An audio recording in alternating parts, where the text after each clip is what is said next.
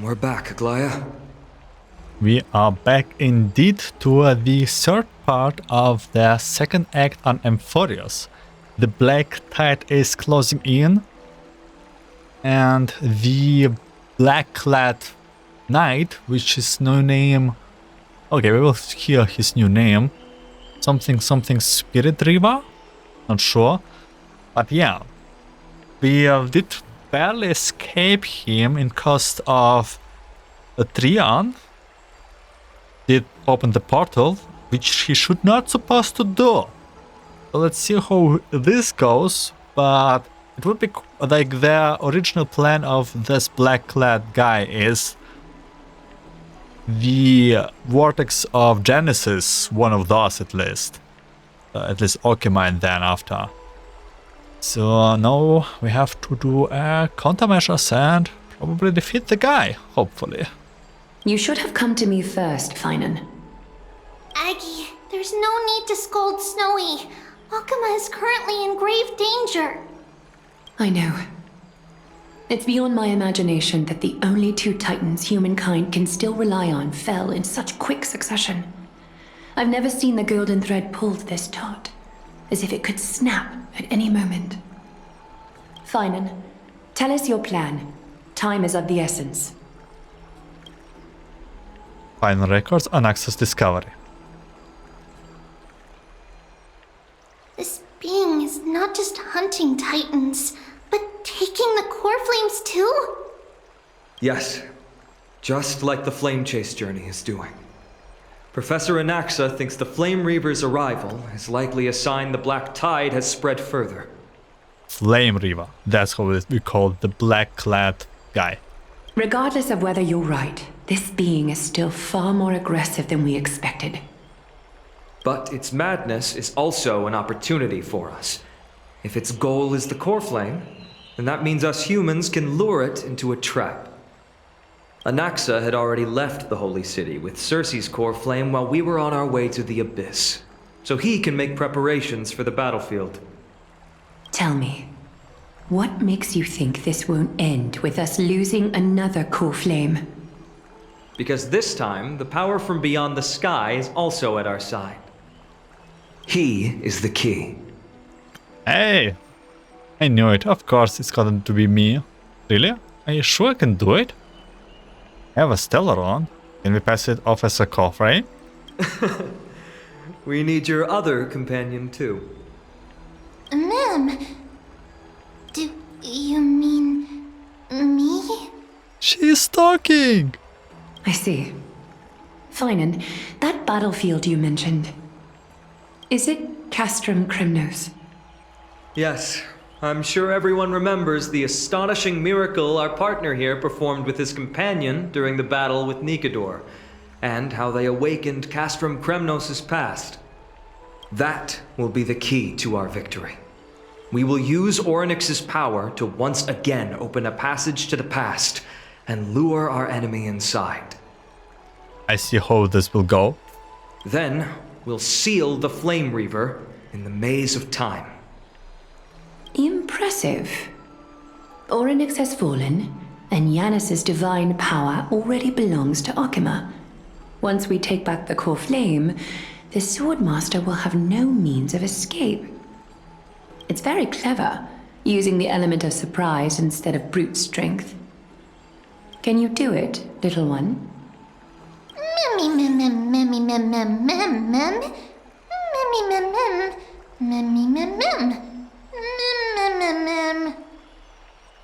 Just have to throw the black loaded guy into the past and lock them there, right?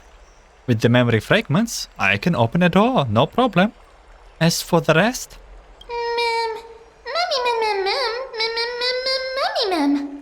Well, let's just say that Trailblaze and I can do anything as long as we are together. This gives me such a Paimon vibes. That's right, we can do anything. Yeah.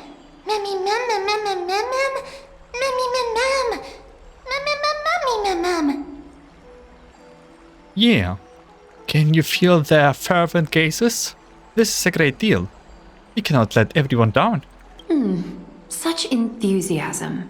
I'm glad to see you're confident. By the way, the Council of Elders declared a state of emergency when Tribi went missing. Kynus and her following have heard tell of the incident at the Grove and are galvanizing support in secret. I fear she'll make her move before the next assembly of the citizens. What are they plotting? That short-sighted politician likely believes the Crysos heirs have outlived their usefulness and is making preparations for her next step. That ugly side of humanity is something we'll have to deal with eventually. But that's a problem for another day. I've sent Casterus ahead to the council with a message. She should be able to keep the situation under control for the time being. Finan, it is my hope that we can come to an understanding on this. We must take down the Flame Reaver in one go and retrieve the core flame, and in doing so, grant ourselves an advantage against the Council of Elders. Of course. You may count on me to lead the charge. Why did we have this blackout thing? I apologize for tasking you to spearhead the plan once again, but Akima is currently beset by enemies from within and without. The situation brooks no delay, and we have precious little time to confer and discuss the plan with you. That being said, you are the key to our success, and I shall respect any decision you make. Well, how do we make sure that the plan will work? I may not be as masterful as Trianne when it comes to the Century Gate, but even I can open a nice big gate if I have enough time. As for whether we can take back the core flame, that will be up to Anaxa's capabilities. Based on what I know of him, he can do it. How do we guarantee my safety? I'll be honest, we can't. But the Flame Reaver will have to step over my dead body if they wish to do you harm. Hopefully it will be much harder than I would imagine. Whatever Mam's plan is, I will follow. We reserve the right to withdraw at any time. Whatever Mam's plan is, I will follow. Hooray! I was worried that you would be mad at me. We are grateful to you for your aid, and to the rest of you as well. Now, let us be off to begin the hunt. May Kethely sharpen our gaze and grant us victory over the enemy. It's like we are missing someone. Danheng? You mean Mighty? Oh, He's dealing with a different problem. I'm missing Danheng. Don't worry, that man would never miss out on this fight. Hopefully he will succeed his trial. Do we play his here? Vortex of Genesis, Akima. Oh yeah. Farewell, my dear friend. You must lead us back home. You and I, we're both the same. We feast on strife and fear. If you're truly capable of leading our people beyond this blood-stained fate, then prove it to me once more, Mighty Mos.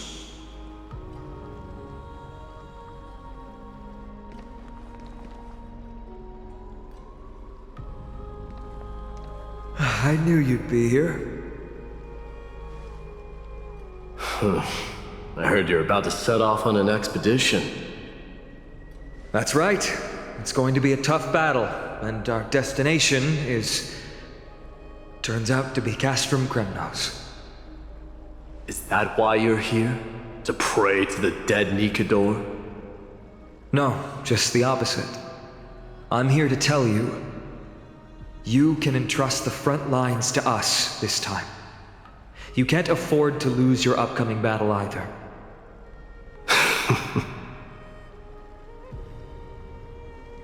Have you heard the story of Geocles the Mountainbreaker? Sounds like you've spoken with Cartonus. That's the name of the legendary mountain dweller, right? Let's have a chat before we go our separate ways. Cartonus told me that back in ancient times, the mountain dwellers lived in seclusion. They spent their days quarrying and gathering, living a simple and peaceful life away from strife. But Geocles was different. He resisted their traditional way of life, yearning for the world beyond the mountain. They're safe, but humdrum culture was like fetters around him.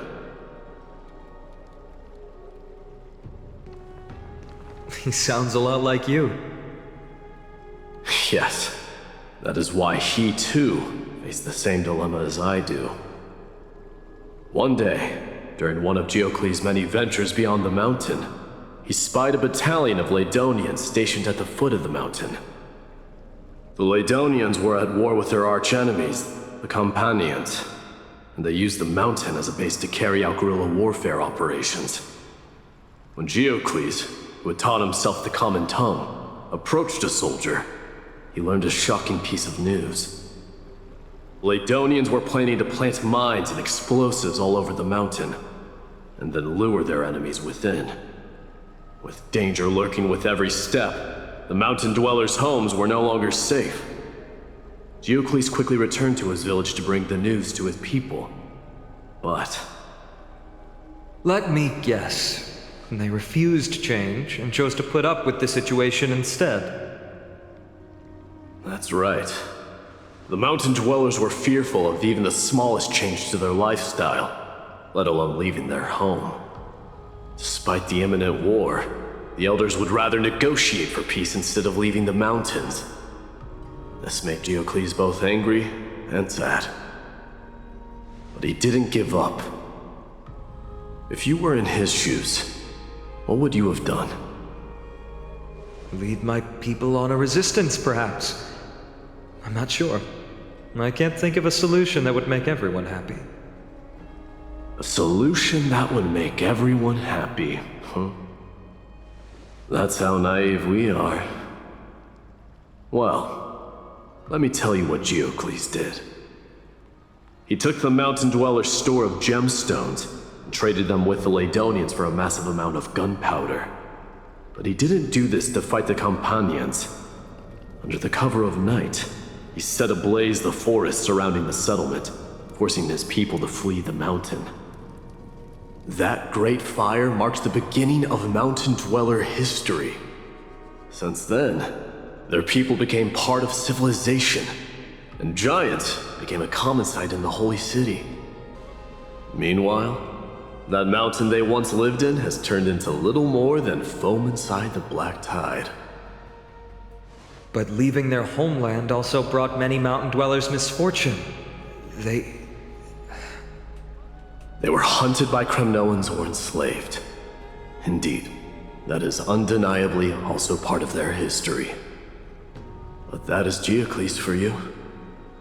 The merits of his actions, or lack thereof, have been scrutinized by many, but historians nevertheless hail him as the Mountainbreaker. Why do you think that is? It's simply because he took action and enacted change with his own hands. He didn't try to make everyone understand him, nor did he even waste time trying to make everyone happy. He started a great fire and burned the shackles of tradition to ashes, and then forced everyone to march toward the coming of a new era.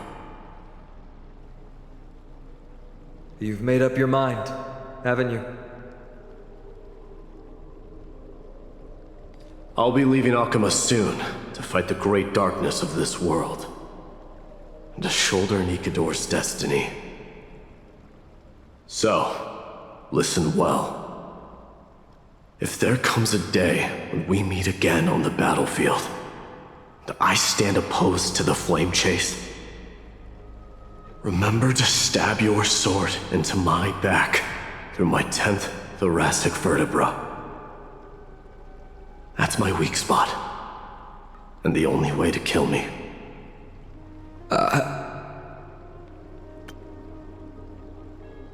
You have my word.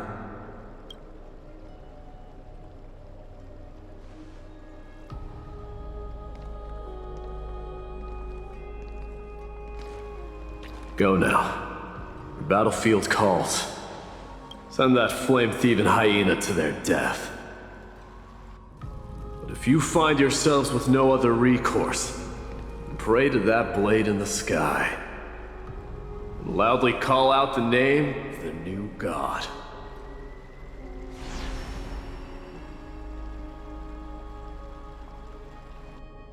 Mighty's weak point, I do hope we'll... That's the sound of an all-out war. Not the kind of ruckus Professor Anaxa can raise on his own. So that bit of information was a little bit... Is it foreshadowing? Like, do we have to use it? Let's hurry. The battlefield is just ahead. It'll probably be important. Ah, right. Reminder that unlock it. Ooh, good. It's one of those domains that... We won't bring dishonor to the king! No way. A Cremnoan?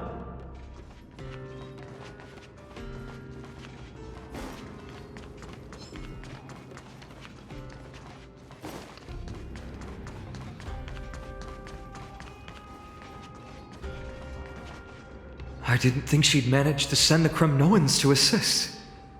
Brave warrior, what's the situation on the front line? Nanakuman, why are you here? What? Didn't Aglaya tell you? We have been instructed to assist you in trapping the Flame Reaver. Aglaya, that vile tyrant. I spit on her name.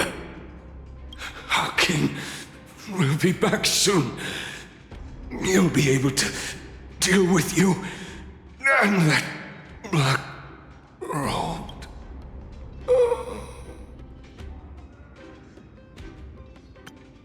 A hoarse curse lodged in his throat.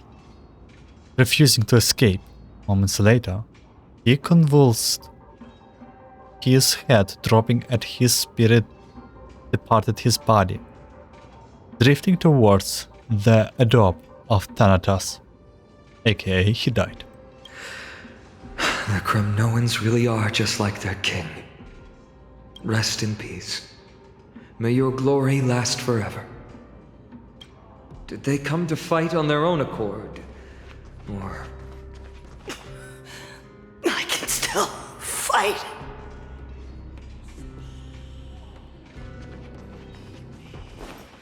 You must become king. Let me quickly change to our battle skipper. Nikador is with us! Stream forth the gleam of old blades. We're almost there. That sound!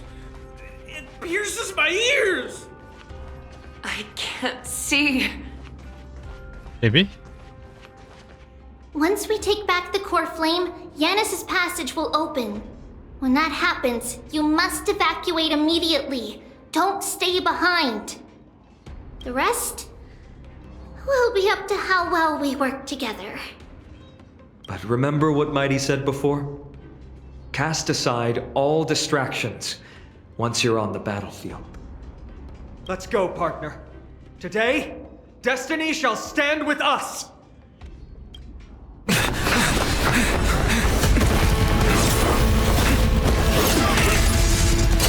Finally.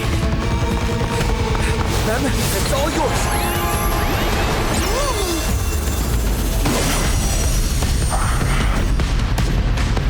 Pent in the memories of the dead! Executioner! You sure know how to keep a man waiting. Let's try it this other way. Any later, and I fear the Titan would have sacrificed me. Frail child of humanity, 'tis more effort keeping you hale and whole against that blade than it is in seeking the truth of the world. I'm not in a hurry anyway. May death protect us! Get ready, Croft. Can't hold out.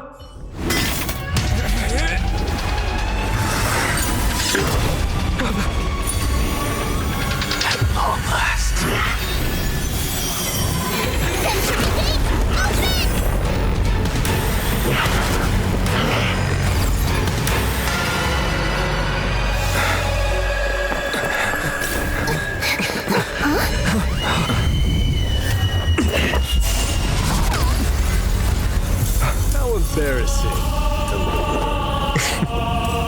It didn't come down from the sky. This city is mine anyway. So why shouldn't I go through the front door?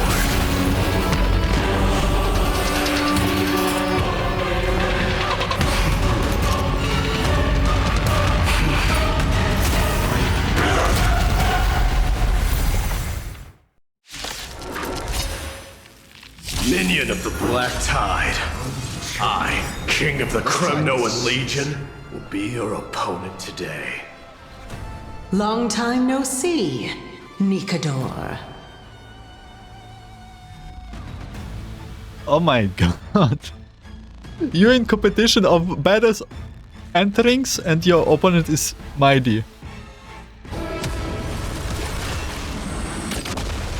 Embrace a new life. Such petty tricks. Vanity leads to self-destruction. I am not sending a dynasty to its end. Ow. Well fought. So fragile. That was a good opener to the ceremony. Darkness with me. Rejoice, for I grant you the honor of sharing your final resting place with Kremnos' departed heroes. May death protect us! It's time to end this.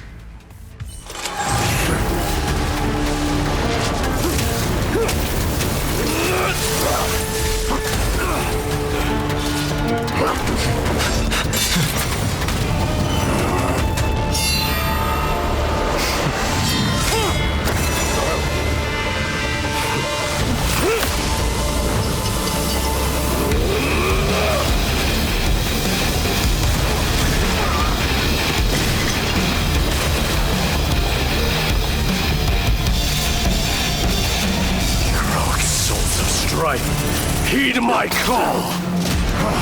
I am the Lance of Fury. The agony this world needs.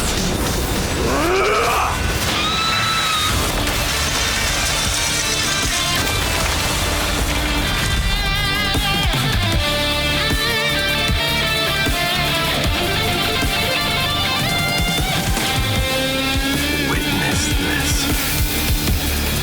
New god has come to Castrum Kremnos. This is badass. Look! The warriors have returned! But by the way, how did Flame Reaver knew about the weak spot? He was like... he was spying on us. He was aiming for the weak spot of Mighty. Or am I wrong? But are the rumors true? Has Orynyx fallen?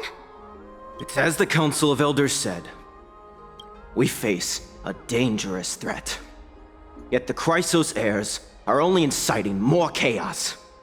They don't care about the people's safety. They really gave the core flame of strife to a Kremnoan at the end. What a noisy crowd. This, doesn't feel right. It's probably because Orynyx is gone. Orynyx was a generous titan in the eyes of the people. They graced us with miracles, allowing humanity to reap many a convenience from the past. What they don't know is that the Titan didn't do all of that of its own volition. Regardless, the Titan has fallen, and we must surrender Orynyx's core flame. A meeting with that woman again so soon? I just can't catch a break. Professor Anaxa, why don't you find someplace to rest first? Matters that require Aglaya's attention are piling up. You two meeting again will, forgive my honesty, only distract her. Just try to stay on your best behavior, if you know what I mean. That's not up to me, I'm afraid. I've been trapped in her prison the moment I set foot in this holy city. The price of having a Titan living in my head, I suppose. Don't worry, I don't want trouble either. Yeah, and Glaya didn't get along, huh? They have differences in ideology.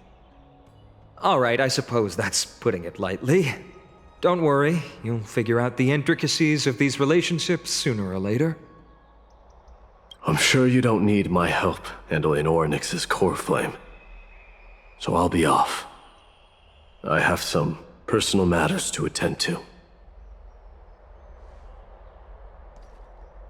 It somehow feels like D has closed himself off even more after he completed his trial. Yeah, a lot has happened in the past few days. You've been lost in thought for a while now too, Tribi. Did Trianne bring news? Yes. She has found Trianne. She was at the bottom of the valley outside the temple, but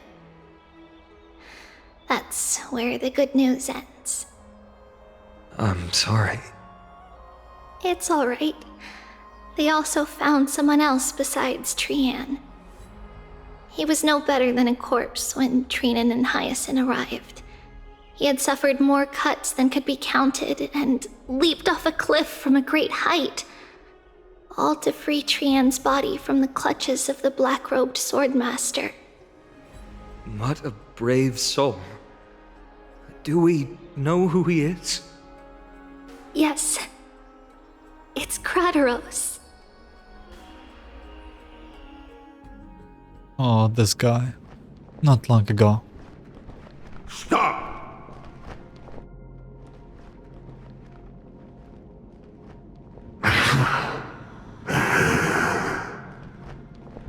If you want this girl dead, you'll have to kill me first. How ludicrous. Your body made of flesh and blood as it is will not survive more than a single strike from me. Valorous death before glorious return. As a Kremnoan, I know not the fear of death. She's lost her divinity. I have no interest in an empty shell. But answer me this, child of strife. Why do you raise your shield for her? As the leader of the Godshield Brigade's elite, I protected the king against the Black Tide with this very shield.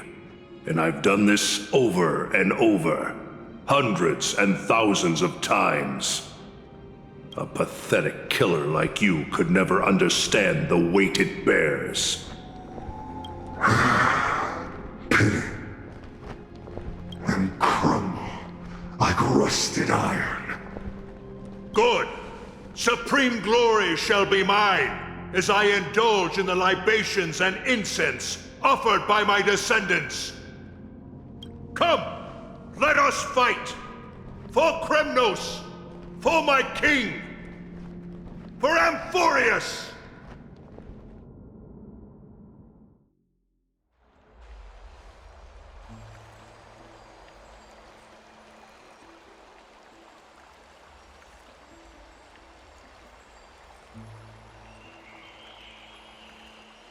We foresaw this cruel parting 1,000 years ago.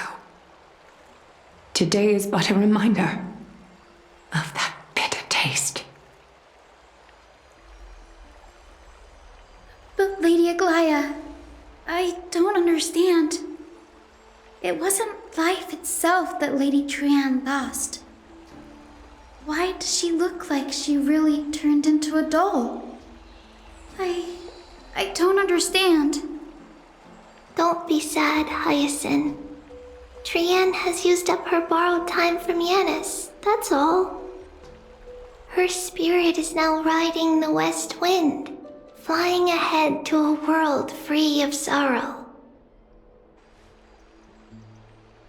If a world like that truly exists, does that mean everyone from the Grove is there too? It exists, Hyacinth. Do you not remember? The prophecy that guides the Crysos heirs is the voice of Kefili before it fell silent. It loves all of its creations dearly, and would never bear to lead us astray with lies.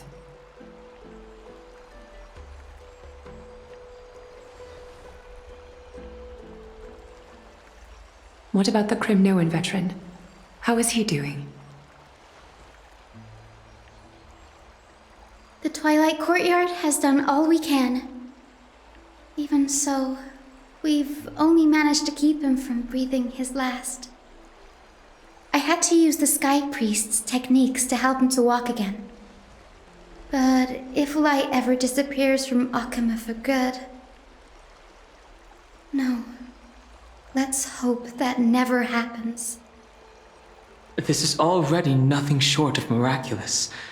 When we found Crysos, he was no better than a corpse.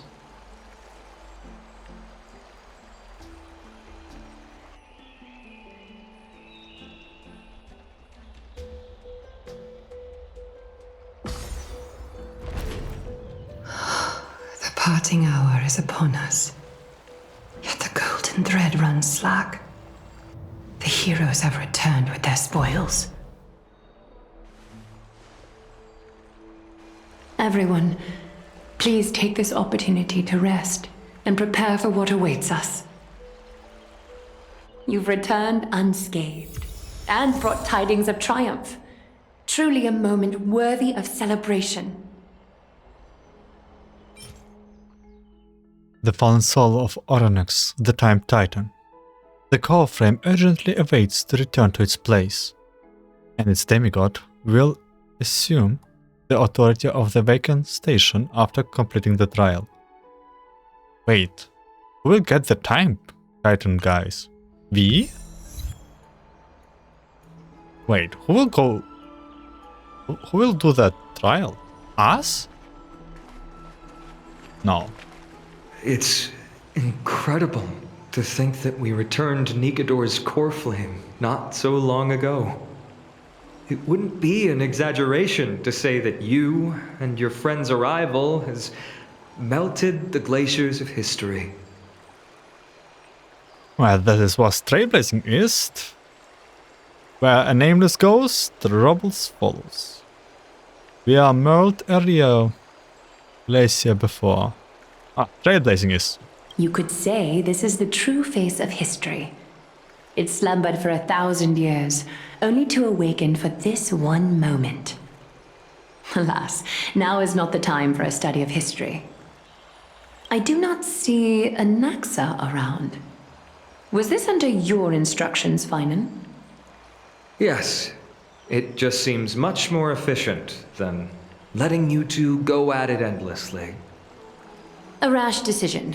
After all, he still bears a core flame with him. I do concur with your assessment of efficiency, though. Now, let us table the issue concerning him for the moment. The more urgent matter is the core flame of Oronex. The Crysos heirs had initially crafted a plan regarding the order to return the core flames, for titans like Oronex and Circes, who harbor no intentions of harming humanity. Our strategy entailed assuming their divinity only at the very end. But this unforeseen turn of events has thrown everything into disarray. If we don't return the core flames to the vortex of Genesis, and we leave the Titan's divine positions vacant, we can't even begin to imagine the disaster that would follow. But the most pressing issue at hand is that we haven't found the Crysos heir capable of bearing Oronix's divinity. Yeah, that's the problem. Yeah. Finan, Castrus, Mighty, and Hyacinth. Treepy and I devoted a millennium scouring the world, only to find these few people. Only a chosen few possess the capacity to assume divinity, the elite among the Crysos heirs. We would never hastily extend our invitation without first verifying their potential to bear such power. Yet we cannot compel anyone into divinity, as it would be no different from sentencing them to the gallows. Truly a dilemma. Yeah. How about letting him give it a try? Oh, that's what Mem says, right. I've been waiting for someone to say that, friend. So you're okay with their sentencing me to their levels? Levels? Yeah. Gallows. The ownership is inalienable for their pet's worth. Liable. Mem special mem. I'm serious. You are special to Amphoreus, and we all know that. Know about Time Titan or Enox. So that's also a possibility. But what?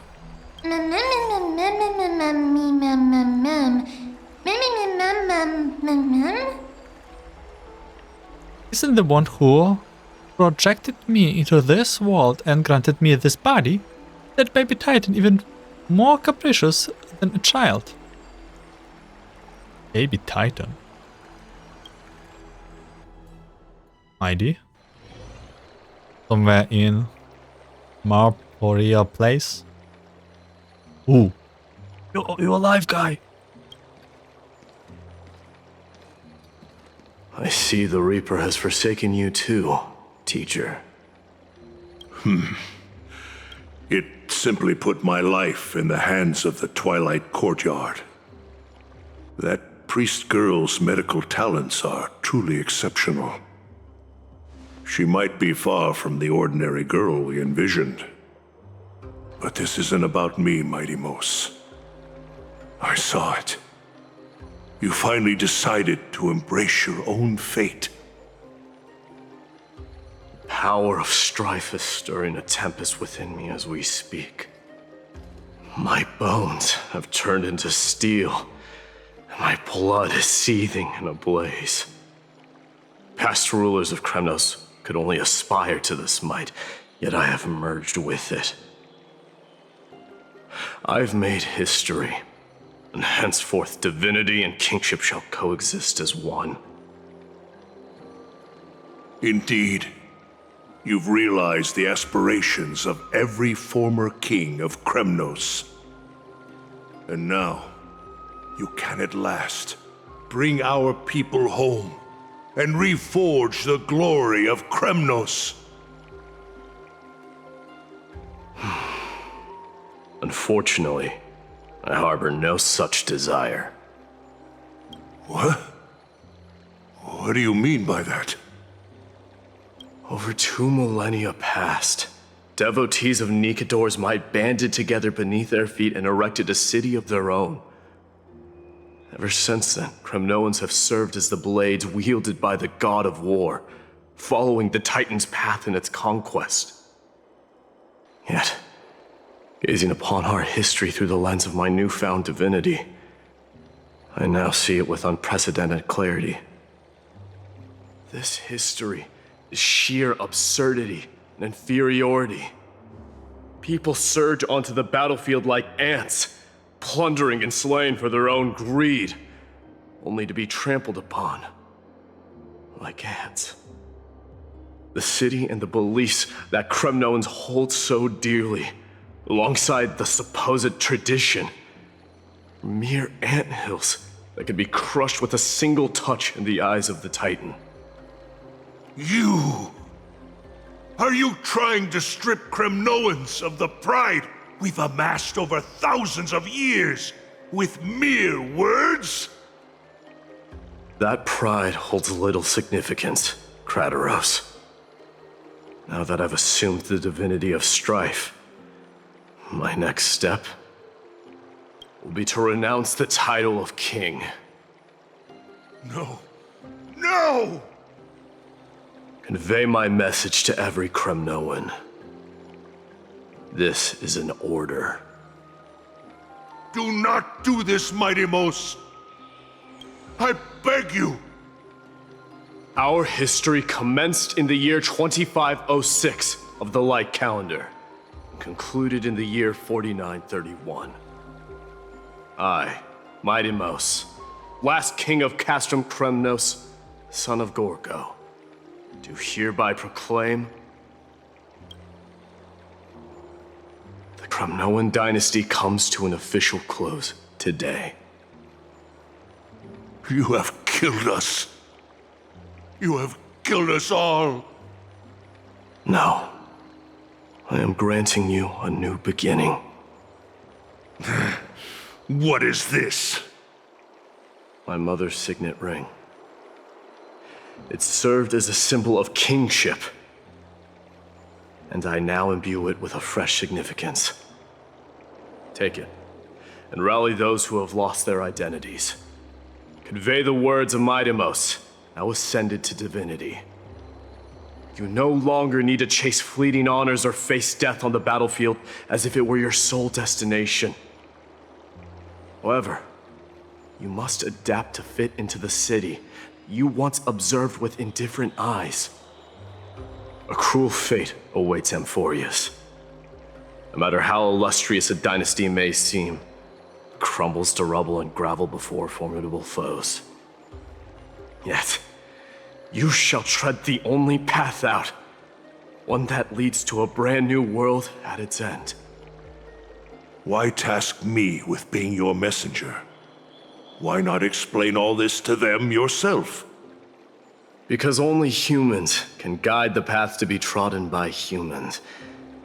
It's not the lot of humans who crave the power of gods and spiral into madness for it. But humans who stand ready to raise their shields high to protect the lives behind them. And why do we get so many of those lines that are like specially highlighted? We did though something like this with Acheron in the Pinnacle. I failed to save that child. That is irrelevant. As demigods, they have long been prepared for it. What truly matters is that you showed up there and shielded her. The one who persuaded Aglaya to set me free that night. Was that you, Midimos? Yes. She's not one to easily make a concession. What did you offer her? I staked my mother's name to guarantee the integrity of your soul to her. And I promised her that I would dedicate all I have to the flame chase journey. And what is next, Midimos? Where will you be headed now? To the place where I belong, to fulfill my promise. The madness that has plagued Nikador and the darkness that has consumed Amphoreus. It's now my turn to fight against it. There are some people to meet with before I leave. Let's go. You're here, Midimos. It seems that you are prepared. Yes. You aided Akima through yet another trying ordeal, and my gratitude knows no bounds. Isn't that exactly what you wanted? Not everything unfolds according to my plan. In the current state of the world, I can only proceed one step at a time. Furthermore, you are ready to dedicate all that you have, regardless of the promise you made to me, aren't you? Throughout my time in the Holy City, I've gleaned valuable lessons from you. Strategy, leadership, and adaptability to change. Yet, it's only recently that I've come to realize the truly remarkable quality you possess. And what is it? It's the magnetic allure in your presence. It draws people to gather around you willingly, to seek your guidance. They strive not to disappoint you, not due to fear of repercussions, but out of sincere alignment with your ideals. That is precisely what every ruler of Castrum Kremnos has been missing. I am truly honored to hear that. And now, Midimos, you have risen as the most powerful demigod in the world. How do you intend to wield this newfound power? I shall see Nikador's aborted mission through to completion, and become the strongest bulwark for Amphoreus to defend against the Black Tide. I will secure enough time for the Flame Chase journey, until you manage to lead everyone to reach the miracle of Genesis. Mindamos, a new chapter awaits Amphoreus. Yet, the one who guides the people to the destination need not be you and I. Huh. What did you see after assuming Nestia's divinity? Despite the passage of 1,000 years, every word of that prophecy remains as vivid as ever. You shall have your final bath in warm and radiant gold. Just as cryptic as all the other prophecies. What's the reason for the laughter? I was just thinking, if an ordinary person encountered these words, they would probably stay away from the baths for the rest of their life. But I cannot forgo the delightful experience a bath offers. So, I assume you also glimpsed yours, Mindamos? One day, you shall die with a wound in your back. Well, that is a rather straightforward scenario. If I were to be terrified by drivel with no basis, I would not have attracted your gaze and joined the Flame Chase journey in the first place. You speak the truth. May you be destined for a powerful fate, and may we reunite in the promised new world. Farewell, mighty. Not that I want to say anything, but yeah, I just realized that New Genesis, like New Beginning, it's actually a reference to like the Bible and such. So we are like in old world and there will be new world be reborn. Okay, bid farewell to Baby, Castress and Grand Craftsman. And this is the last one. Bid farewell to us. I see, let's do it. Is Lady Tribios not here? Lord Mighty! Hyacinth. So you are the physician Crysos spoke of. It's no wonder then that he was pulled back from the brink of death. You have my gratitude. I can take that as a compliment, right? I've heard about what happened at the Grove. I'm deeply sorry for your loss. I've heard far too much about death and grief recently. To quote Lady Tribi, we should all focus on tomorrow, shouldn't we? That's a valid point. You've always been the most optimistic one among us. Well, I must say, it feels quite incredible to see a new demigod standing right before me. You should prepare yourself as well. Humanity has already taken hold of Strife, and one day it will also reach the sky. Do you really believe I can do it? Even my ancestor, that hero of legends, couldn't conquer the core flame of Aquila.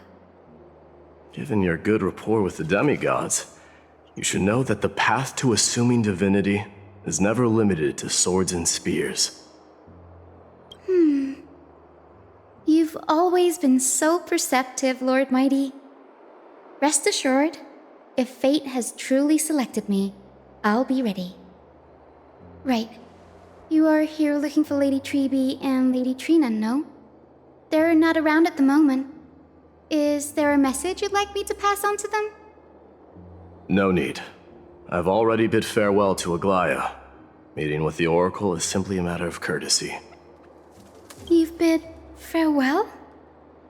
I'm heading back to Castrum Kremnos to fight against the Black Tide.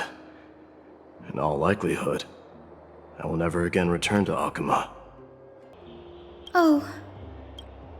On second thought, there is something that I'd like you to help me convey to them.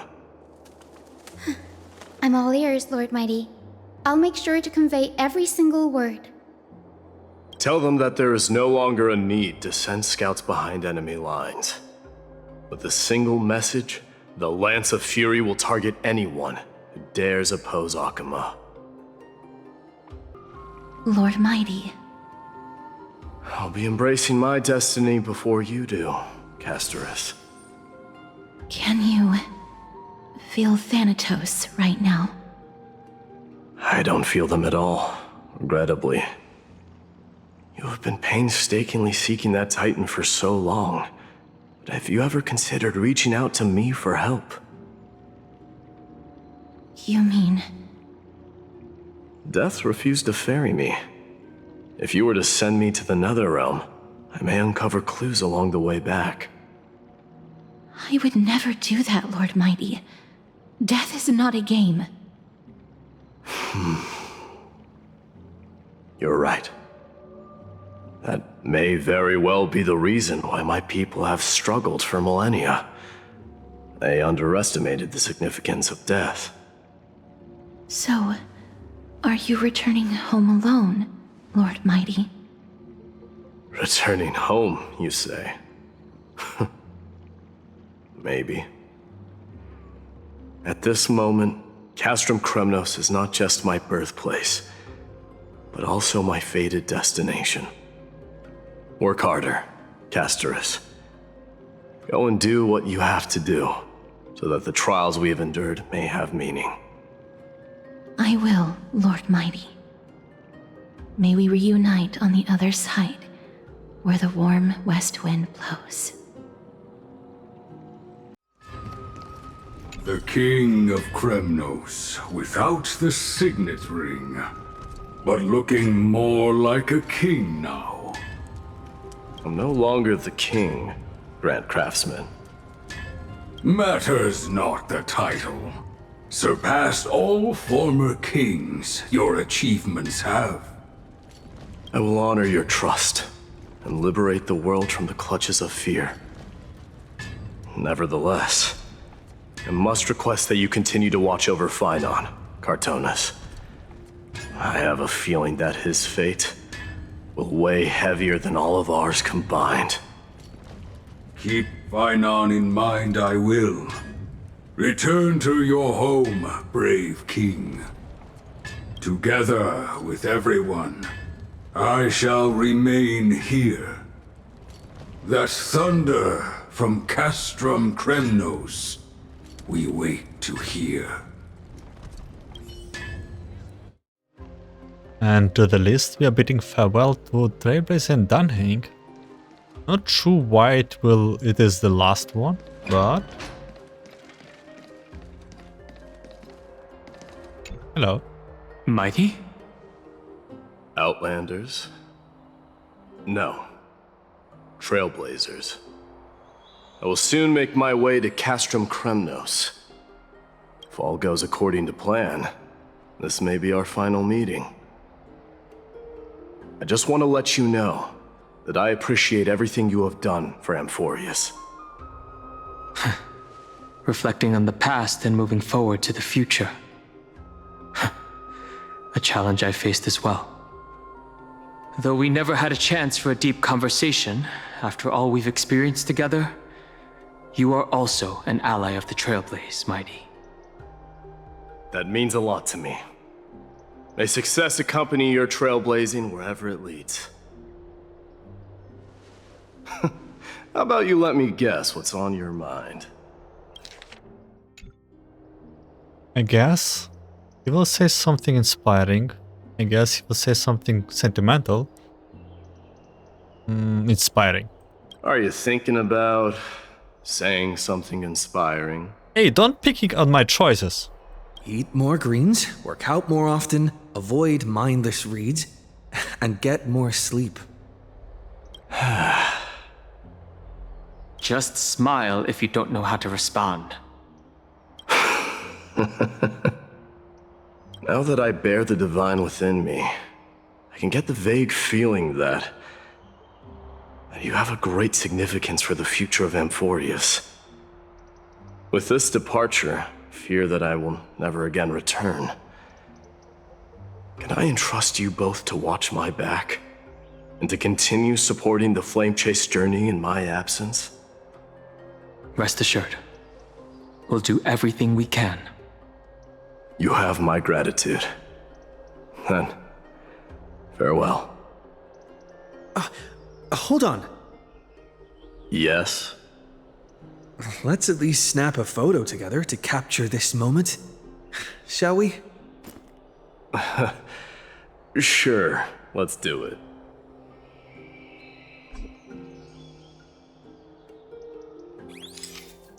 Okay, actually a photo for March. Let's go, that's a bit wider angle. Looks pretty good. What do you think, Mighty? Well, feels peculiar, I suppose. I'm not talking about your photographic skills. It's just that I rarely take photos. But this one, it's pretty good. I never fail to impress. I'm glad you like it. Make sure not to leave any regrets behind. I wish the same for you during your time in Amphoreus. The prince is here! Run! Why? Hold on! Lord Mightimos isn't the prince anymore. He's now the guardian of Amphoreus! What's going on?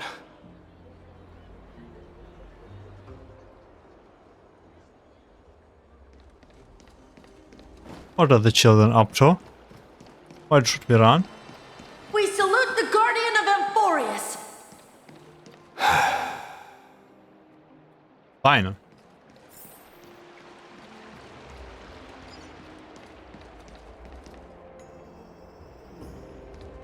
We salute you. Farewell. We It's been a while, Guardian. Like the new title? I should have known you were the mastermind behind this. Hey, don't go pointing fingers without cause. I swear I'm innocent this time. See those kids over there? They're the ones who brought everyone together. I admit, that took me by surprise. Were you seriously just going to sneak off without a word with me? Well, I was actually on my way to bid farewell to you, but ended up running into this. Oh, that's quite an honor, I suppose. We better not leave them waiting too long, don't you think? The road to Castrum Kremnos from here is long. Perhaps it wouldn't be a bad idea to take a moment and etch their faces in my memory one last time.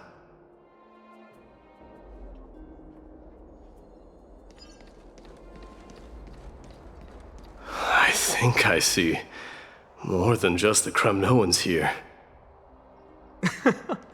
You're now the guardian of Amphoreus, after all. May triumph always be yours, King of Kremnos. I'm thinking maybe it's about time the god of Please Strife fend off the black gets a tide new for name. us, Guardian. How about the god of solidarity? Please fend off the black or tide for us, Guardian. Reservation. Reservation? Donghang. Mention it to me. All right. It's about time for us to part ways. I was a little bit too fast. Any final goodbyes you want to share? This might be your last chance.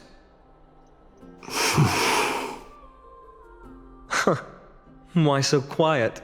I thought divinity would wash away some of your sentiments. Do you truly feel as carefree as you seem? Or is this just a facade you wear? You know what? You sound just like Aglaia at this moment. But you're not off the mark. I just thought that putting on a nonchalant front for this occasion might help us preserve some dignity. I can see through your deception, even without the power of mind reading. Am I really that terrible at controlling my facial expressions?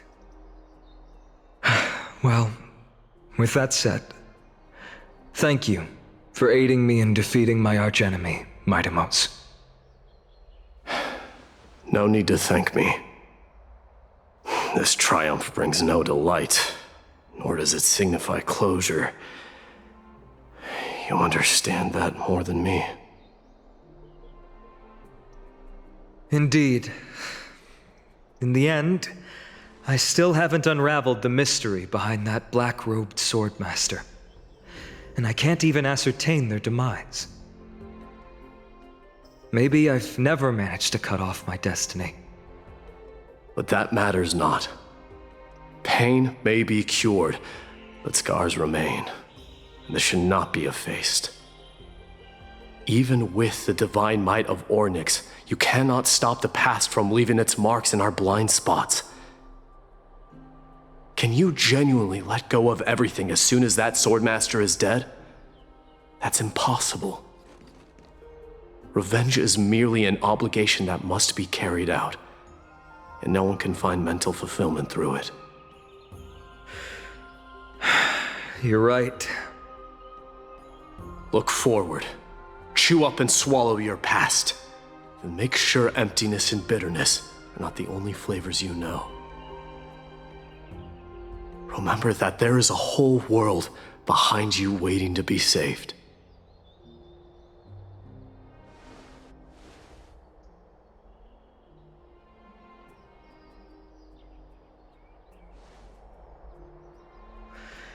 I will keep that in mind.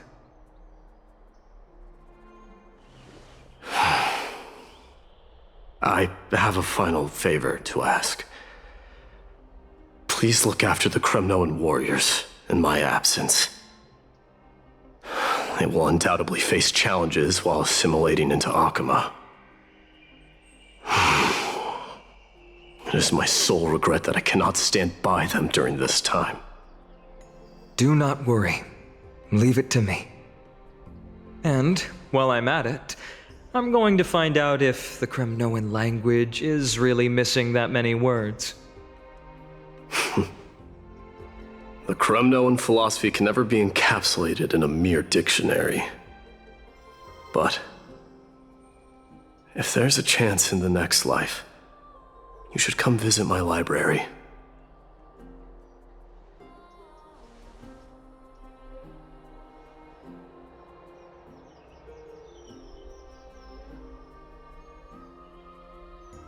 I'll be on my way, Deliverer. Remember to stay alive till the final act. Yes. Same goes for you. Don't die too easily. May triumph always be yours, Midamos.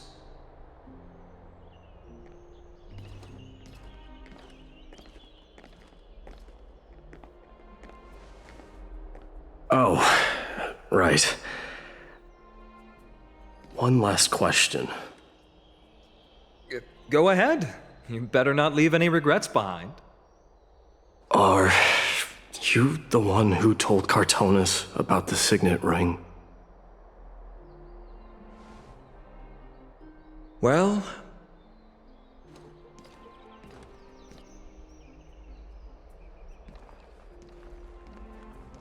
who knows?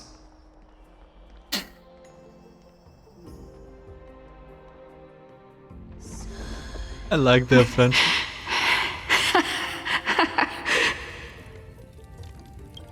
Get up, my son. You showed great courage in today's training. Let's wrap it up for now. Yes, Mother. Mother, there's something I want to ask you. What is it, Midamos? Why must we learn to fight? It is for glory and honor, my son. For Kremnoans, mastery of swords and spears is ingrained from birth. And the battlefield is our destined end. Is that really the way it is, Mother? What makes you say so? Because you don't sound entirely sure. You're right, Midamos. I once believed those words, without question. Until your father cast you into the Sea of Souls. It was at that moment I realized how everything I believed in was utterly hollow.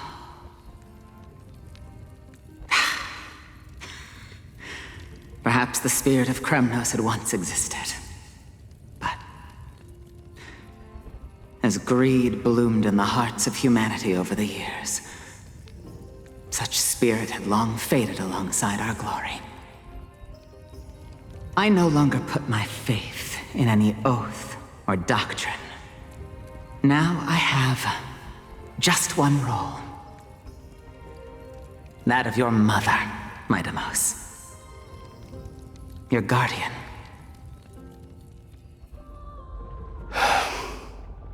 That dream always ends there. The journey back to Castrum Kremnos is proving to be longer than expected. Crateros said that shortly after my fall into the sea, my mother challenged my father to a duel. She died through father's treachery, and I never saw her face. Yet each night she would show up, waiting by the flickering firelight. I always anticipated the sequel to that dream, believing she had more words of wisdom or guidance to offer. But now, I think I finally come to understand. That is all she wished to tell me. And now, I too am left with but one role.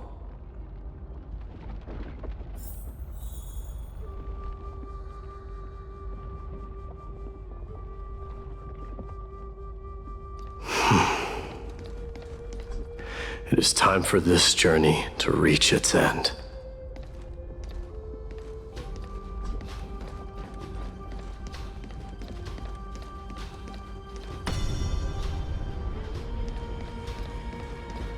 Look!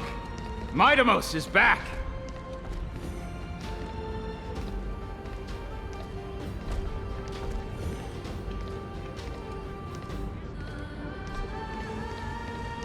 Glory belongs to you! We've got fresh pomegranate juice. Want to try some? Back. We meet again, Your Highness. Welcome back!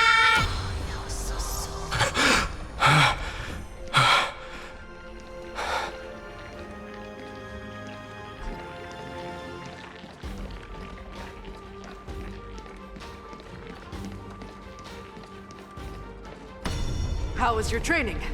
Ooh, say, come and check out what I just wrote.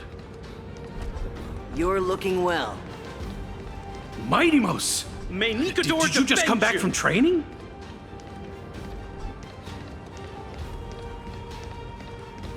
I'm gonna beat you at the festival.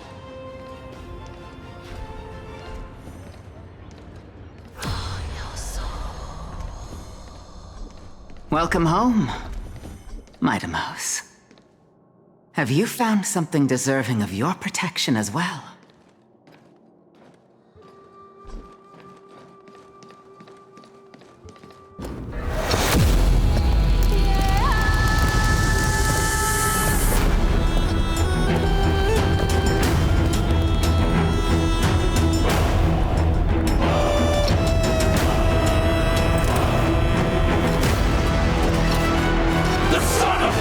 Will be crowned in blood!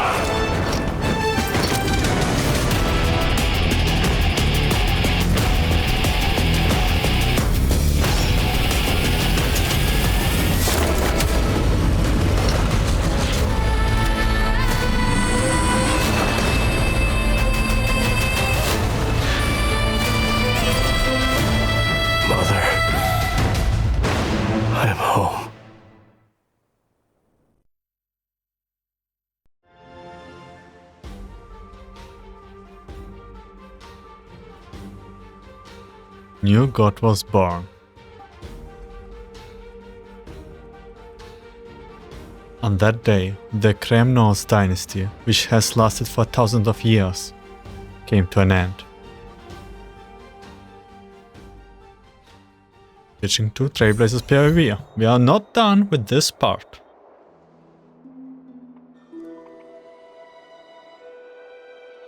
We smell sunlight and the wind of Akama. This was your favorite spot, wasn't it, Trianne? Lady Trianne, why did it have to end up like this? Take it easy, Cass.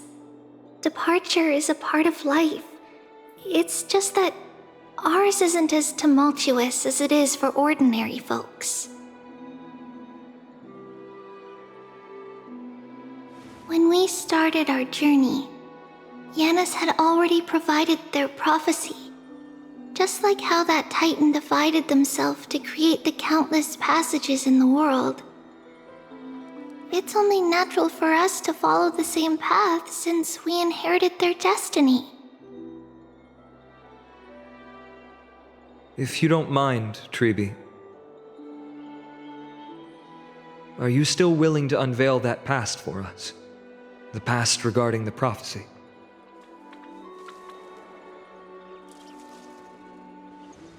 What do you seek to learn, Snowy?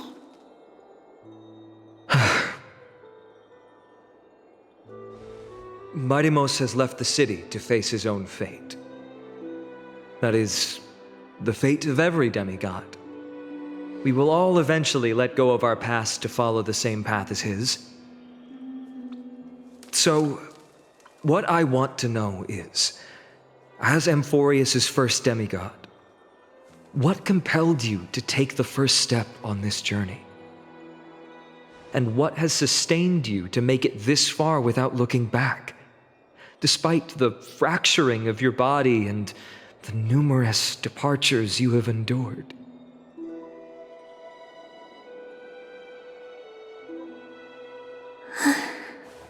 All right. Teacher, are you sure about this? Dee is already doing what he has to do. What reason do we have to keep it from them? Let's go, everyone. Let's go to the Abyss of Fate and see how it used to be.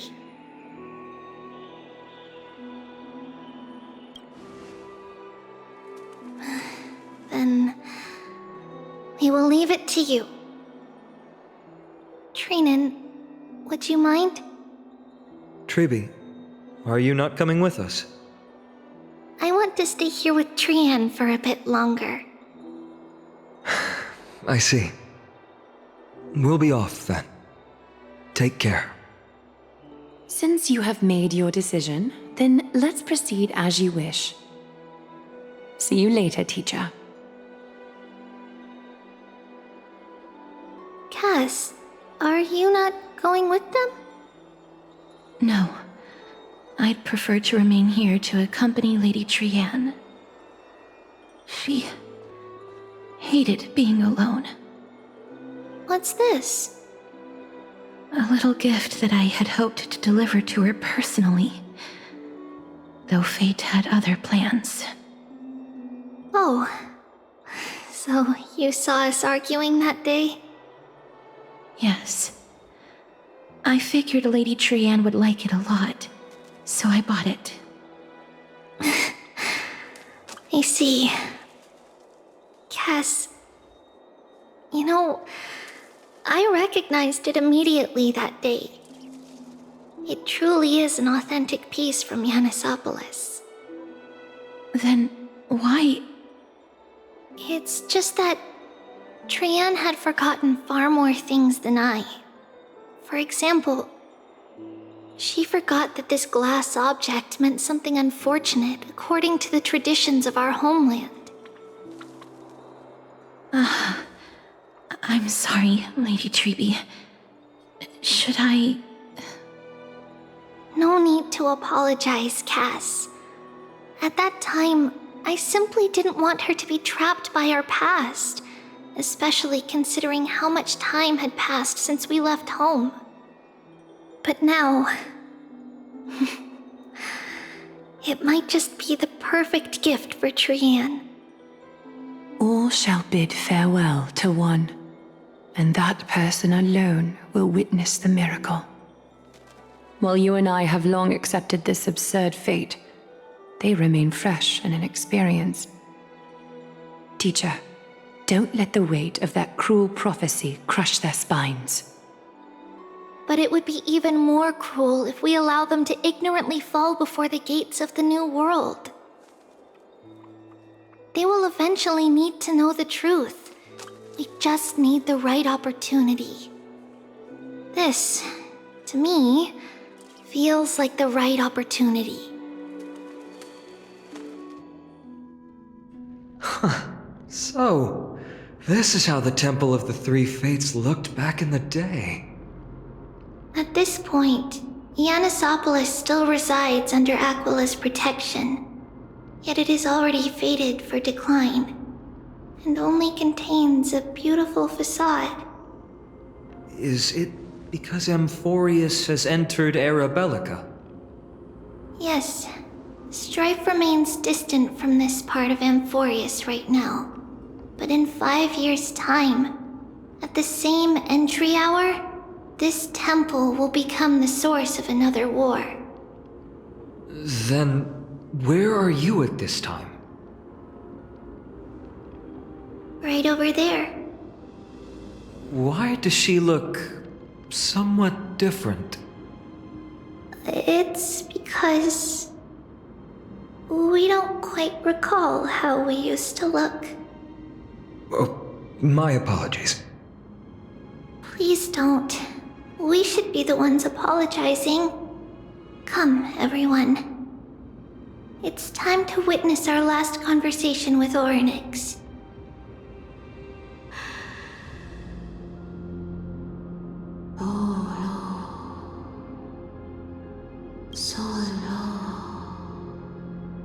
You're here, Orynyx. A bit different voice. Wait, I can understand the Titan language now? Your voice now sounds so mature. This is our memory, so your senses are also aligned with the Tribios of that moment.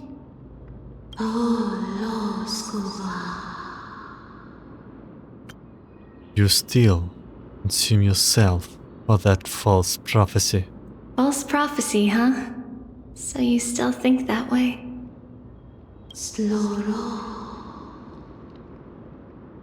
Even if Cathalet has fallen, they would never guide humans to kill their own comrades. Stop while you still can, Tribios. Spreading the prophecy will only kindle disaster. That disaster will tear you into 1,000 pieces. But the black tide has already arrived, and Janus remains in slumber. If even the god of passages, known for guiding mortals, cannot resist this catastrophe, then what can... Sorry.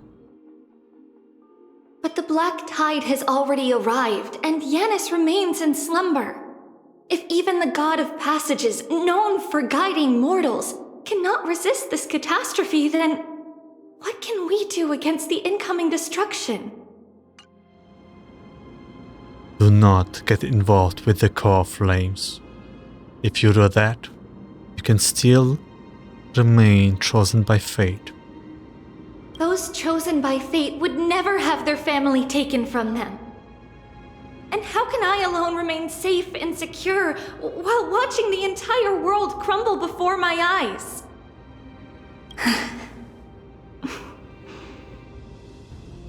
This might be our last conversation, Orynyx. I will do everything I can to protect you from the black tide.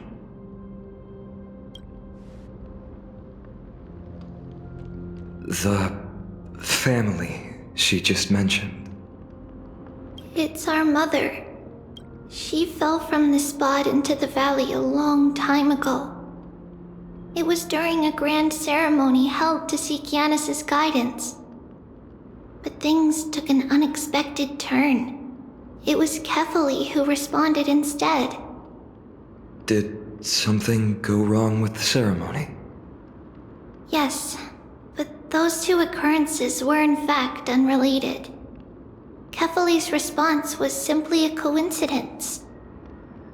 On that frosty night with treachery abound, as the Holy Maiden of Janusopolis met her demise, the world-bearing Titan also fell in another corner of the world.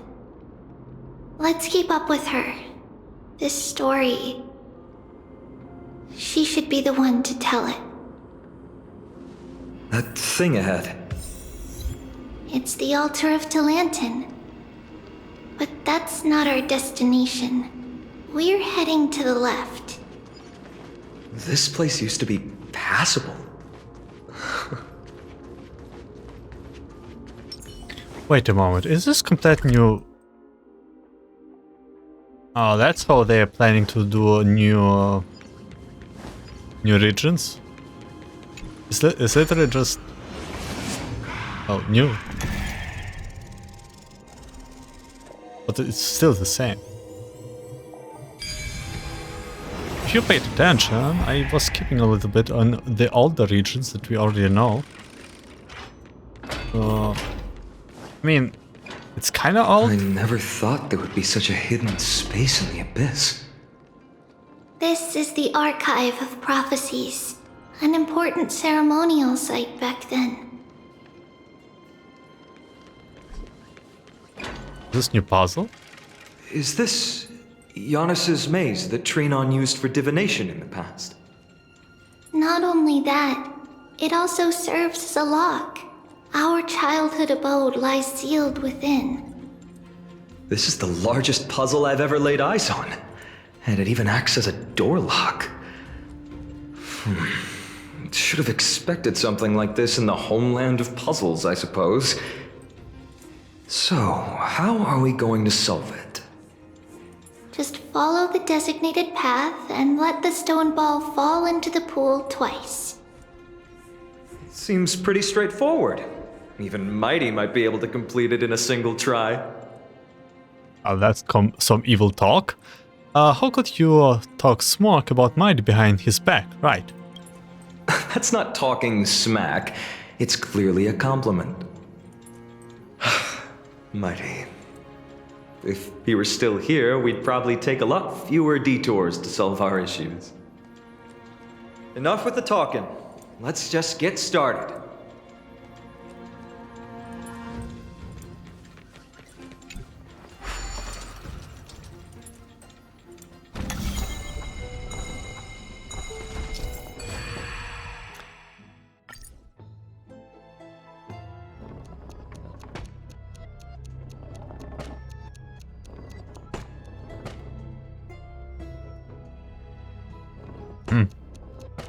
That's interesting. That's very cool. I like it.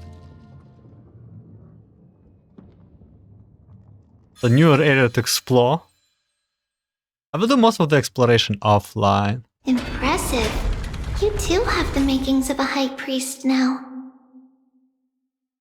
Not sure why this text is there, but yeah, it just described that a hidden path is open. Getting that stone ball to the endpoint looks pretty tough. My hands are shaking just from looking at it. Complete second?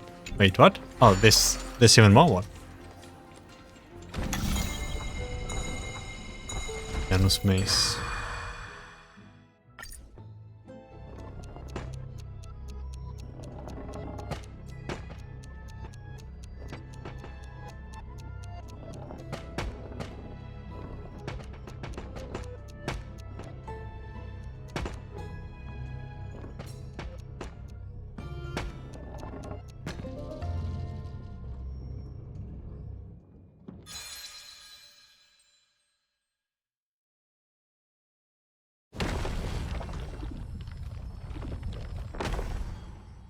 The secret door is open.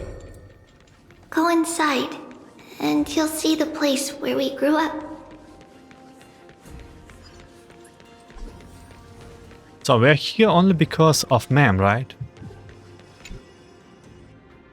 Within the hull, scrolls are stacked like warp and weft, threads of destiny, waving past and future. The ink on the desk remains wet, and candlelight illuminates the unresolved prophecy.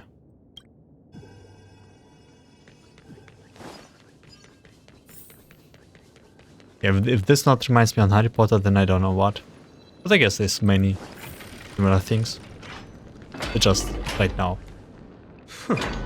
You grew up in a place like this. We were here. By the time we were born, the role of the Holy Maiden had already diminished to a mere title. Those in tune with the Titan's guidance are bound to become messengers for others. To maintain appearances, those in authority added some embellishments. And with Mother around, our childhood wasn't entirely without joy. Even so, I still find it hard to imagine. 20 years can go by in no time. Trianne, for most people, 20 years is a long period of time. Right. Becoming a demigod sure changes how one lives through time. It's hard to believe it's been so long. Your power is exceptional, Little Grey. This place looks exactly as before. Let's explore the room a bit.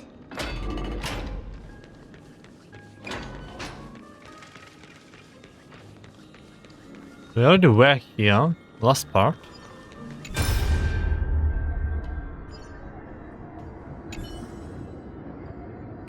Mama, look at this. It keeps going wrong, but I finally made one that works. Is this a music box? Tribios, you're so talented. Now whatever I'm telling you a story, you can have beautiful music playing in the background. I'm still not as talented as you, Mommy. You can take a whole block of red stones and slowly carve it into a crystal clear work of art. Next time I want to make a pair of gloves. That way you won't hurt your hands next time you are polishing rocks, Mommy. Silly child.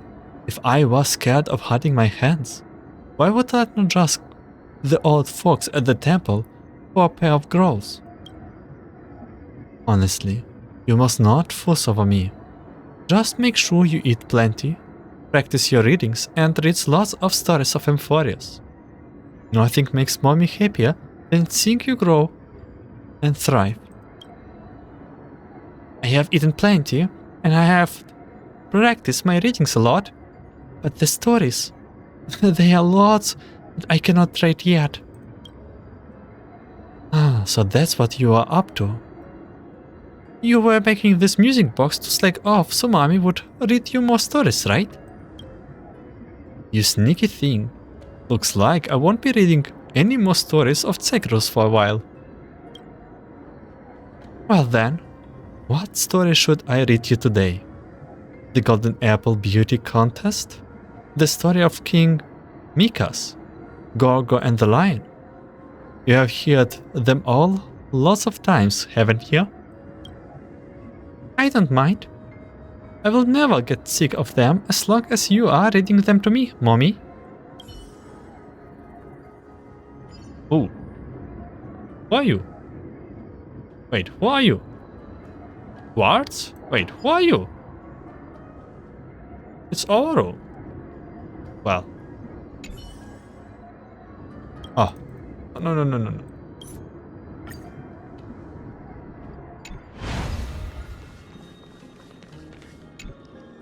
There are so many boxes here. These should be our belongings. What's this? A red glass fragment? I have seen this type of glass before. It looks like a specialty from your hometown. still very young the first time we saw it. Mother came back with a beautiful glass piece, but her face was streaked with tears. She simply placed it on the table. It looked so sparkly that we couldn't resist playing with it, but we ended up breaking it by accident. Mother didn't get angry. She simply held us quietly for a long time.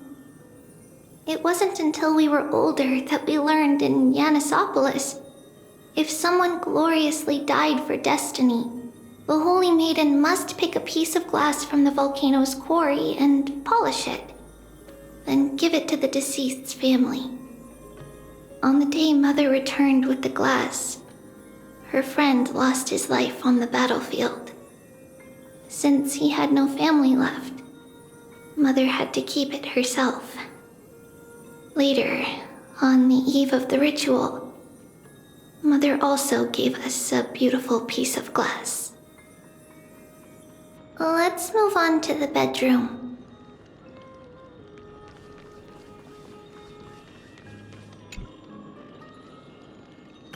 The scrolls are arranged extremely messily.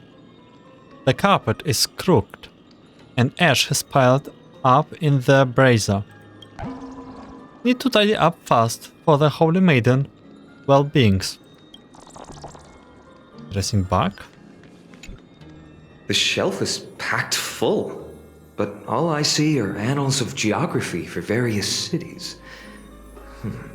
There are also documents about various kinds of Titan worship. Because we believed that we would need to travel great distances to convey Kefali's prophecy to everyone, and should learn about the terrains and customs of various places beforehand. Don't tell me you actually read them all? Reading all of this? That's crazy. Back then, our memories were still sharp. 10 years was enough for us to memorize all these. Mother left us these scrolls too. When we were young, she would read them to us as bedtime stories. Her stories were so engaging that we could vividly imagine all of Amphoreus in our dreams. Unfortunately, only after Mother was gone did we realize that what was written in the scrolls was far from engaging.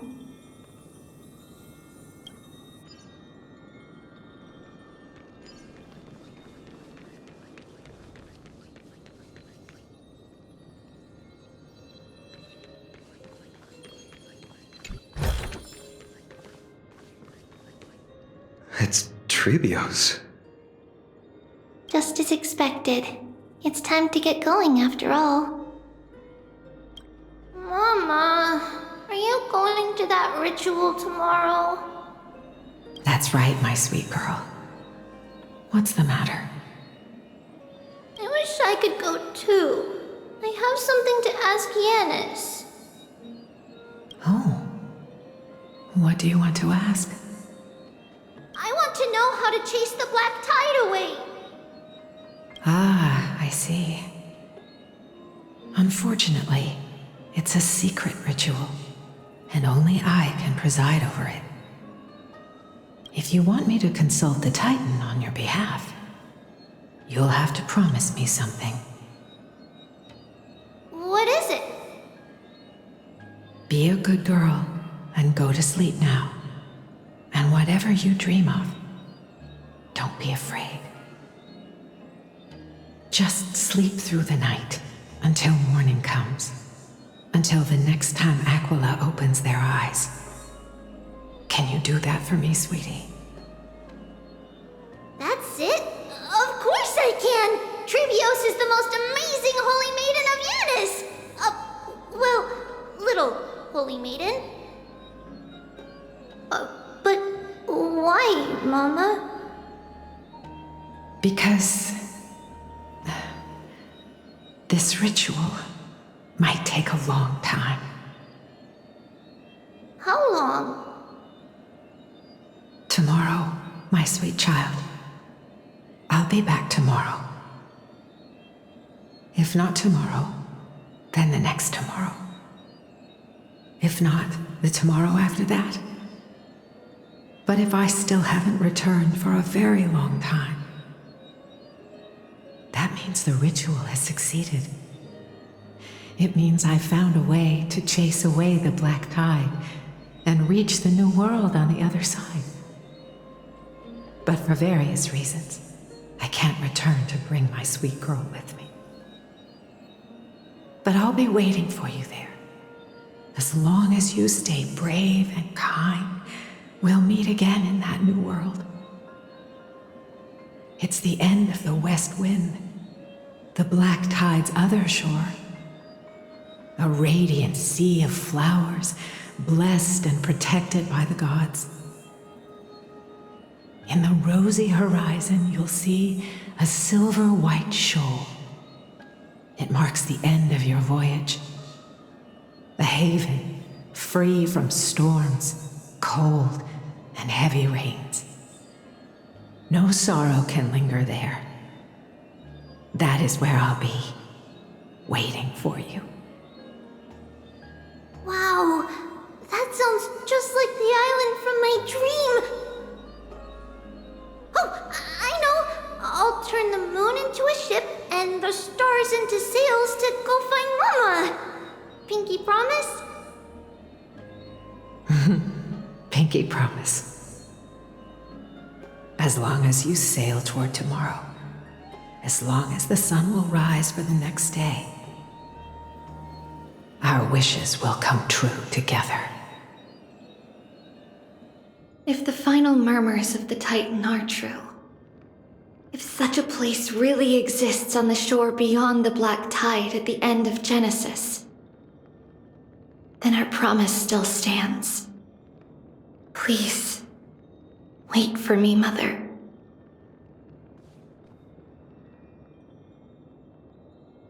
After those 10 years of darkness, when Aquila opened their eyes for the last time, we finally set off. Where did she go?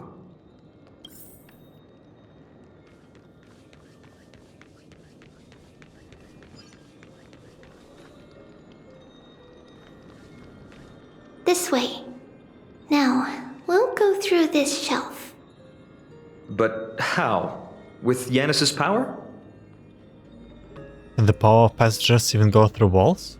She has not become a demigod yet.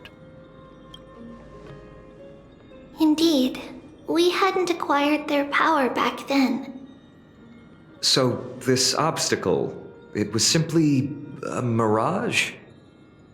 Yes, the answer is right on the shelf. Go ahead and give it a try. Like hidden door?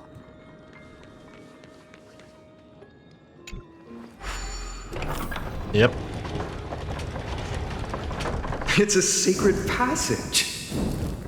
It was a secret passage prepared by the Holy Maiden's supporters for Mother and me as a precaution.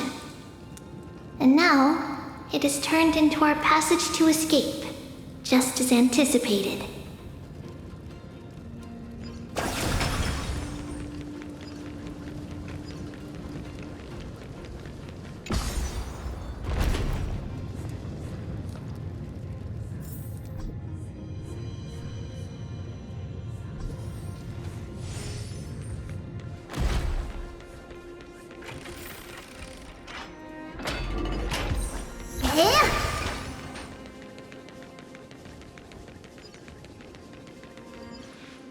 The path to the temple was in quite a state. Did someone do it on purpose? No surprise at all. Some people caught on to what we were planning and tried to intercept us, while others were willing to clear the way for the Holy Maiden. I can't move it. I can't climb over it either. I can't move it. I can't climb over it either. Yeah, so do we...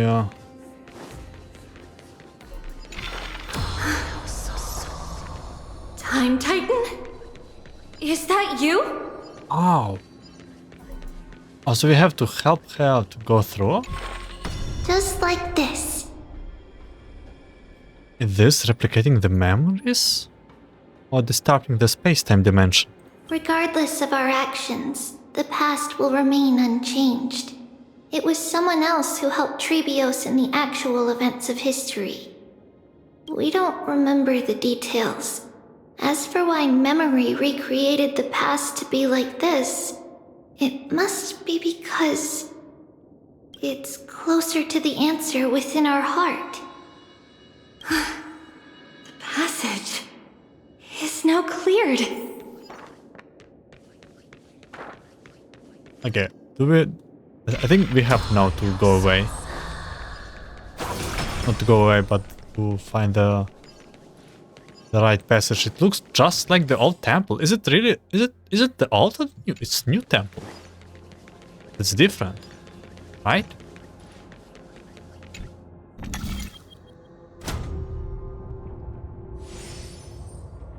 Wait, what?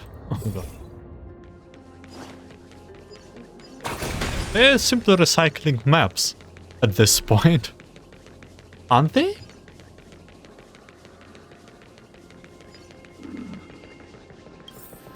Oh, what? Oh, yeah.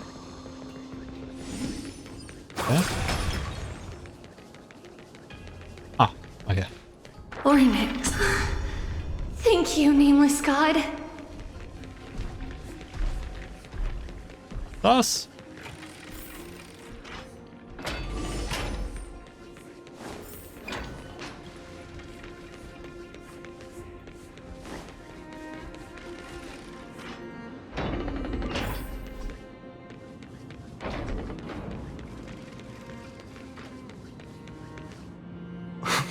Whoa!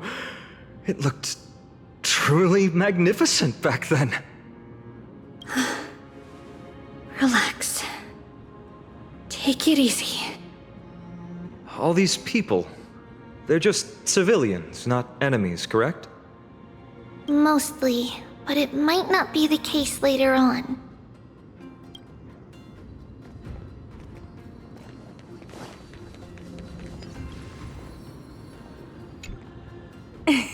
Hey, little ones. How did you sneak in here? Shh! Please keep it down. We had to be really sneaky to get in here. Okay. But what did you sneak in here for? I heard there's a lovely holy maiden living in the temple, and I want to meet her. I couldn't stop her, so I had to think of a way to sneak her in. Oh, really? I was here to meet the Holy Maiden as well, but the guard said she had to go somewhere far away today. Huh? What a bummer. Mommy even asked me to bring her gift to the Holy Maiden. It's getting late. We couldn't go home now, okay? Okay then. We'll come back next time. Thank you. By the way they are dressed, the siblings look like civilians living outside the temple. Mother mentioned that when she was a holy maiden, she caught a girl sneaking into the temple to steal the tributes. Stealing from the temple was punishable by death, but that poor girl had no family and just wanted something to eat. So Mother took her outside and even gave her some food. Perhaps these two children are the descendants of that girl from back then.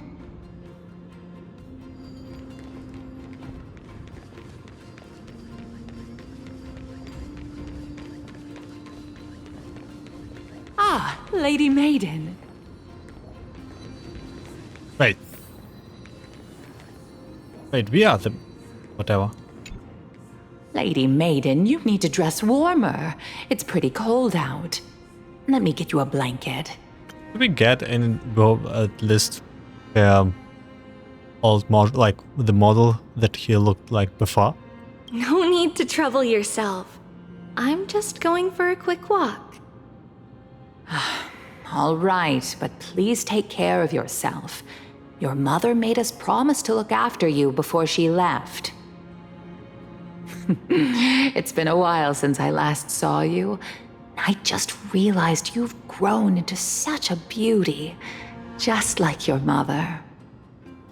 Oh, here, have some of my sweet pastries. She used to enjoy them, so maybe you'll like them too.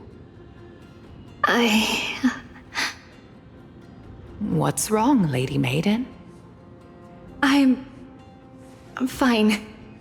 It tastes really good. This lady is Mother's old friend. When we were little, we sometimes got to eat the sweet pastries she brought back.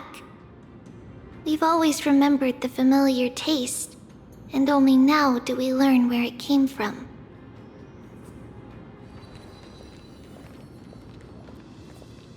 This lady is Mother's old...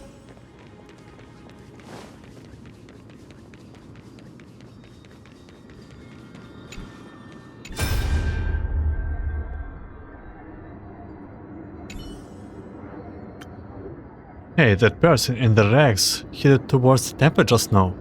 Guess who that was? Judging by their clothes, and the fact that I don't really recognize them, probably a refugee seeking solace here.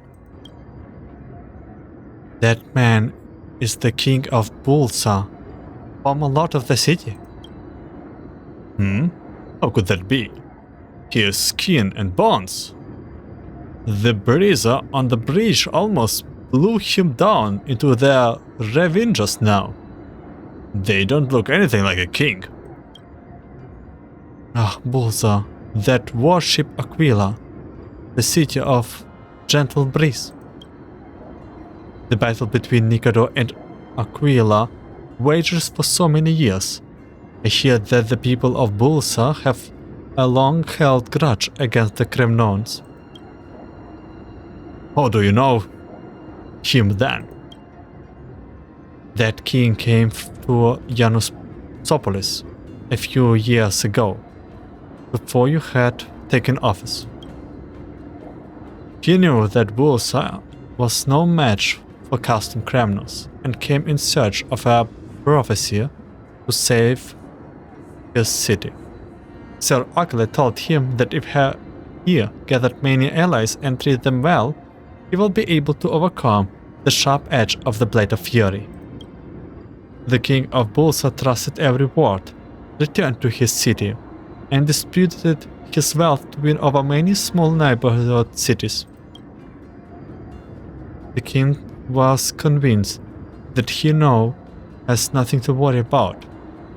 Who would have imagined that the Customs Kremnos did attack?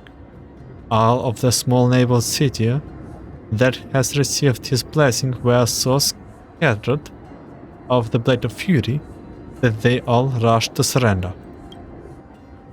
They even caught up all of the gifts that the king of Bulsa has given them and offered them to the Kremnons as a sign of their loyalty.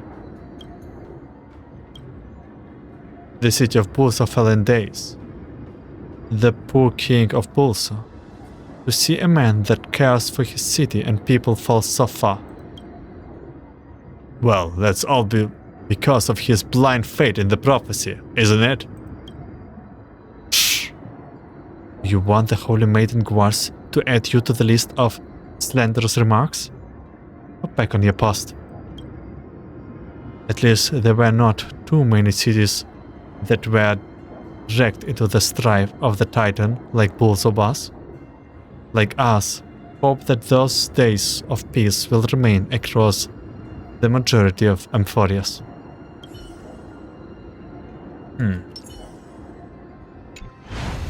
Nothing to do here with Crystal Maiden. It is not much. Apologies, Lady Maiden, but the Janus Vault is under maintenance today. Perfect. That way, no one will disturb me while I'm talking to Mother. All right then. May Janus guide your path. The Janus Vault? It's where Janus's heart lies and the core flame is kept. Just enter on the left. It's also the place where Tribios was born.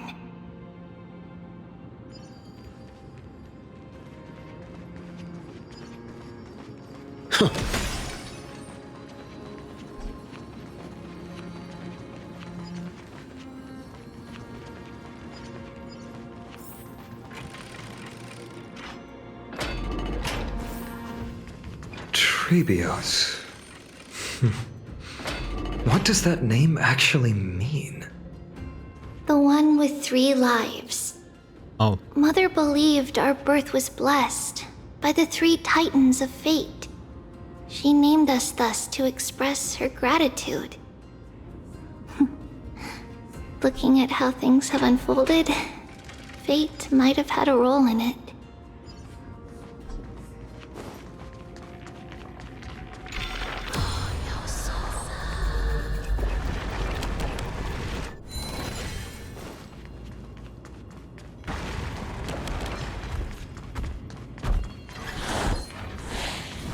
No, leave me alone. Leave me alone. No. Yes. Finally! The Janus vault is right ahead.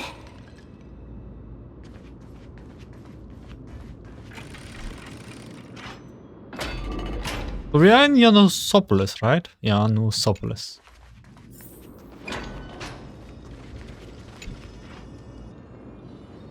The core frame of Janus is hosted here. There are countless believers call up for them. Humanity's voices echoes unanswered, silent and unmoving, awaiting their destined hours.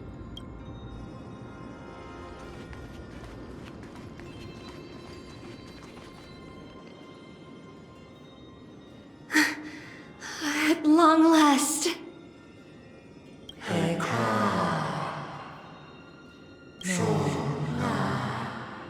Tribios, you have come. I knew there was some sanity left in you, Janus. Just as I thought, you too have been confined.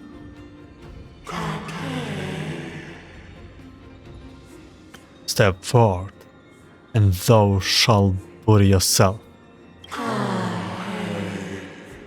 Bury the gods, and bury the fate that binds us all. No, Janus.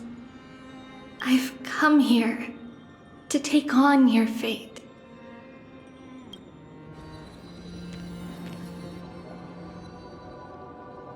By the blood of the Lamb and the strength of my blade-wielding right hand, I am Tribios, the listener, the announcer, and the witness of the prophecy. I, the Holy Maiden of Janusopolis, the Walker of the Infinite Paths, have come forth to assume your duty.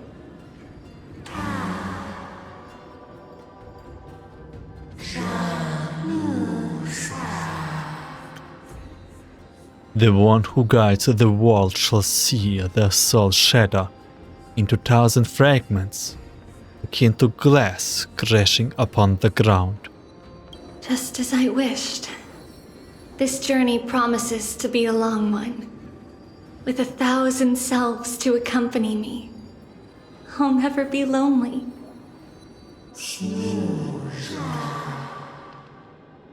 Though thou bearest the core frame, thou shalt be far from the glory of divinity. Passages are forever associated with dirt, and even a mere mortal's blade can imperil thy very existence. No matter. My hands are not made for bearing arms, but my feet are destined to embark on a journey for the benefit of all.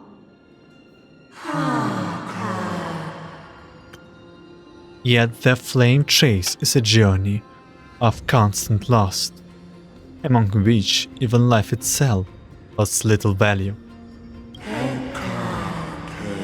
Time decays the heart, the passages shatter the body, and the scales weighed the separations until the end drew near. The one who bears 3 lives are those truly prepared. Without a doubt, Titan. Let the prophecy shatter me, so that I may open a myriad of paths for this imperiled world. Those it shall be.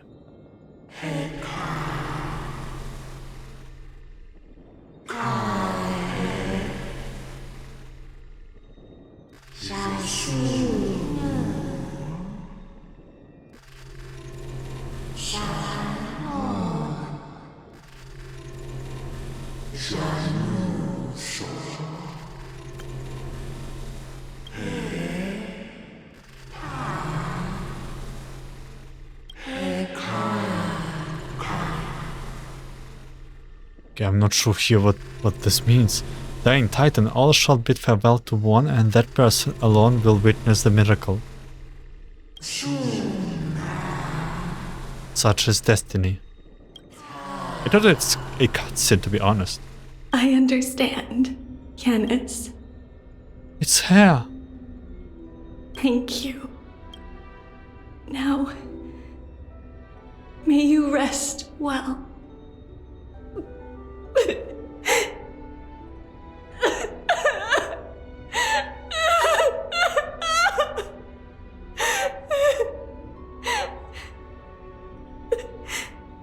Mother, did you see that? I have assumed my duty and stand ready to set out. We will step over the gods' corpses and wander among humanity, and thus we shall sweep apart Amphoreus' pitch-dark fog. May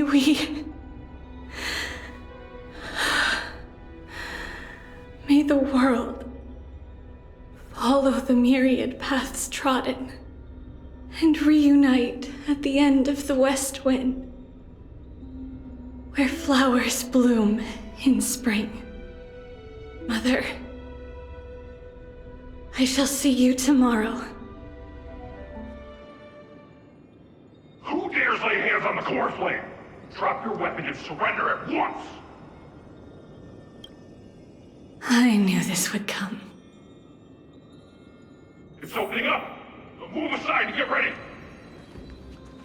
The Holy Maiden?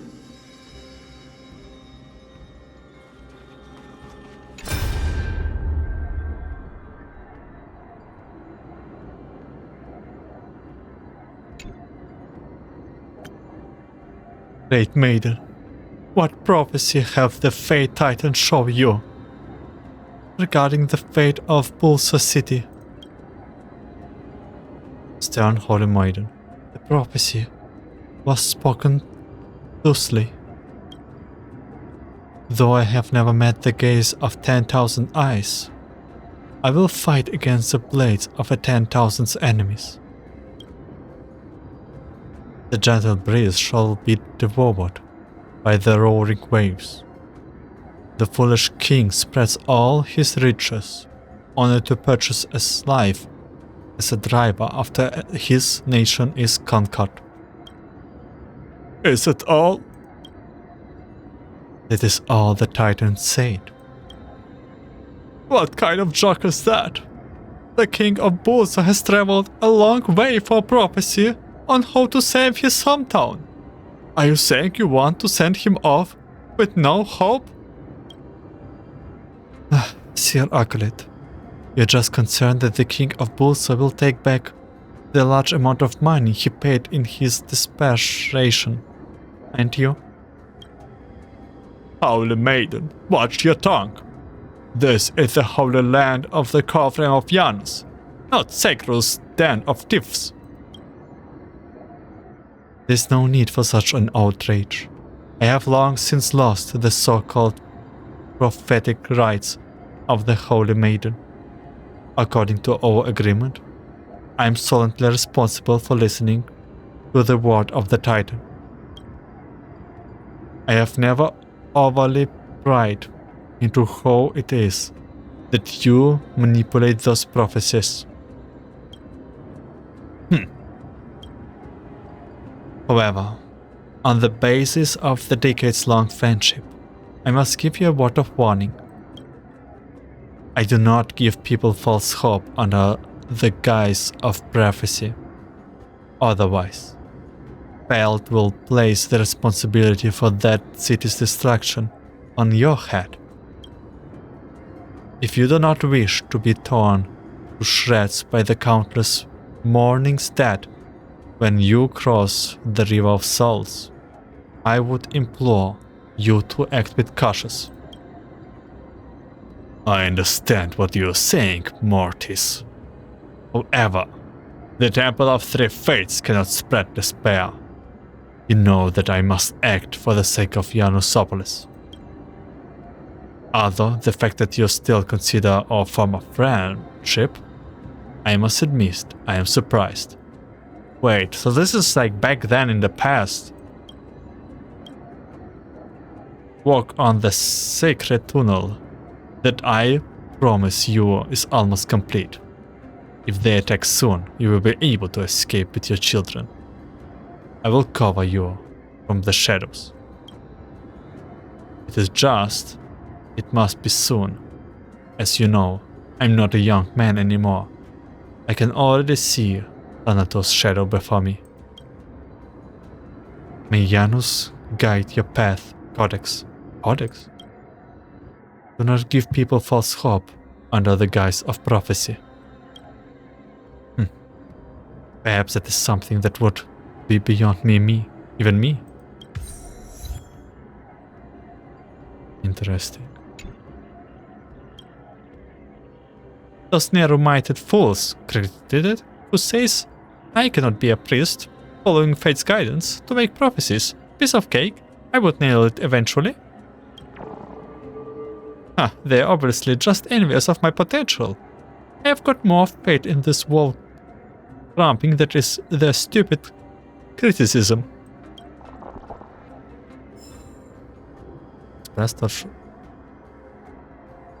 Express touchdown, ironically. What? A little bit of open world. Like world exploration. Why not?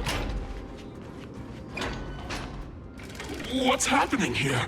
Lady Maiden, where's the thief who stole the core flame? Look at what she's holding, you buffoon! She is the thief! Take your positions and ready your arms! We're taking back the core flame! Bring it on! What? Come forth, loyal guards. At least do it properly. Pierce me in the chest. What are you scheming? This is your last chance. If anyone wants to earn a promotion and rise through the ranks, I'm right here. You all know who I am. Go ahead.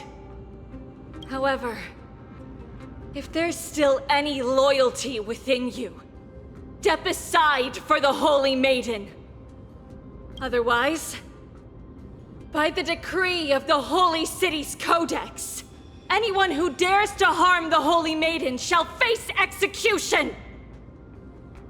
Captain, what should we do?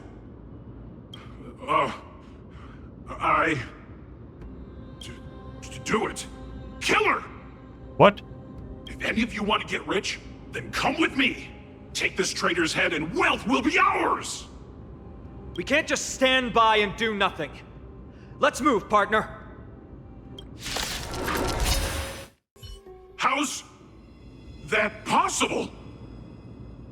Could the Titan actually be on her side? That woman is the traitor! I should go. Let's keep up.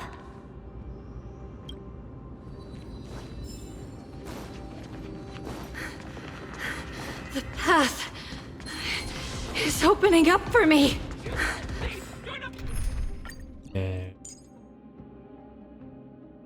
just in case to be prepared.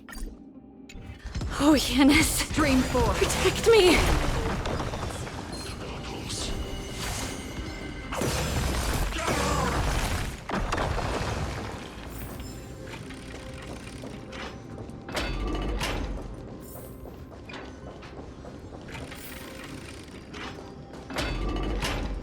The main path is lightly well guarded. What do I do? The traitor's over there! Did it come to this? That red-haired woman is... Just as I thought. Inside! I'm kind of losing the plot here. Well, like, why? There are guards here too. Don't alert them.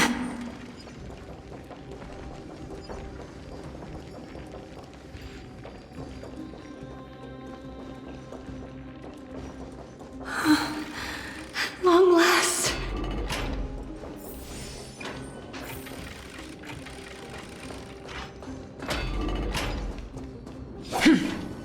Oh god. A creature of the Holy City Guards, but I'm already so close! This should be the last fight. We have to help her get through. But I don't get it. This has been puzzling me for a while now. Who has been aiding Tribios in her escape? Is the fallen titan manifested? Logic and Amphoreus is adding up. I've been curious about that too. Well, history might be blurred by memories. Seeing how the whole city is hunting her down, she clearly had no allies. If she pulled it off alone, were we too involved in this process? Tribios had been on her own since she entered the vault. But what did we truly mean to her? You'll find that answer at the end of this memory. In that case, let's focus on the mission at hand now. Let's do this, everyone!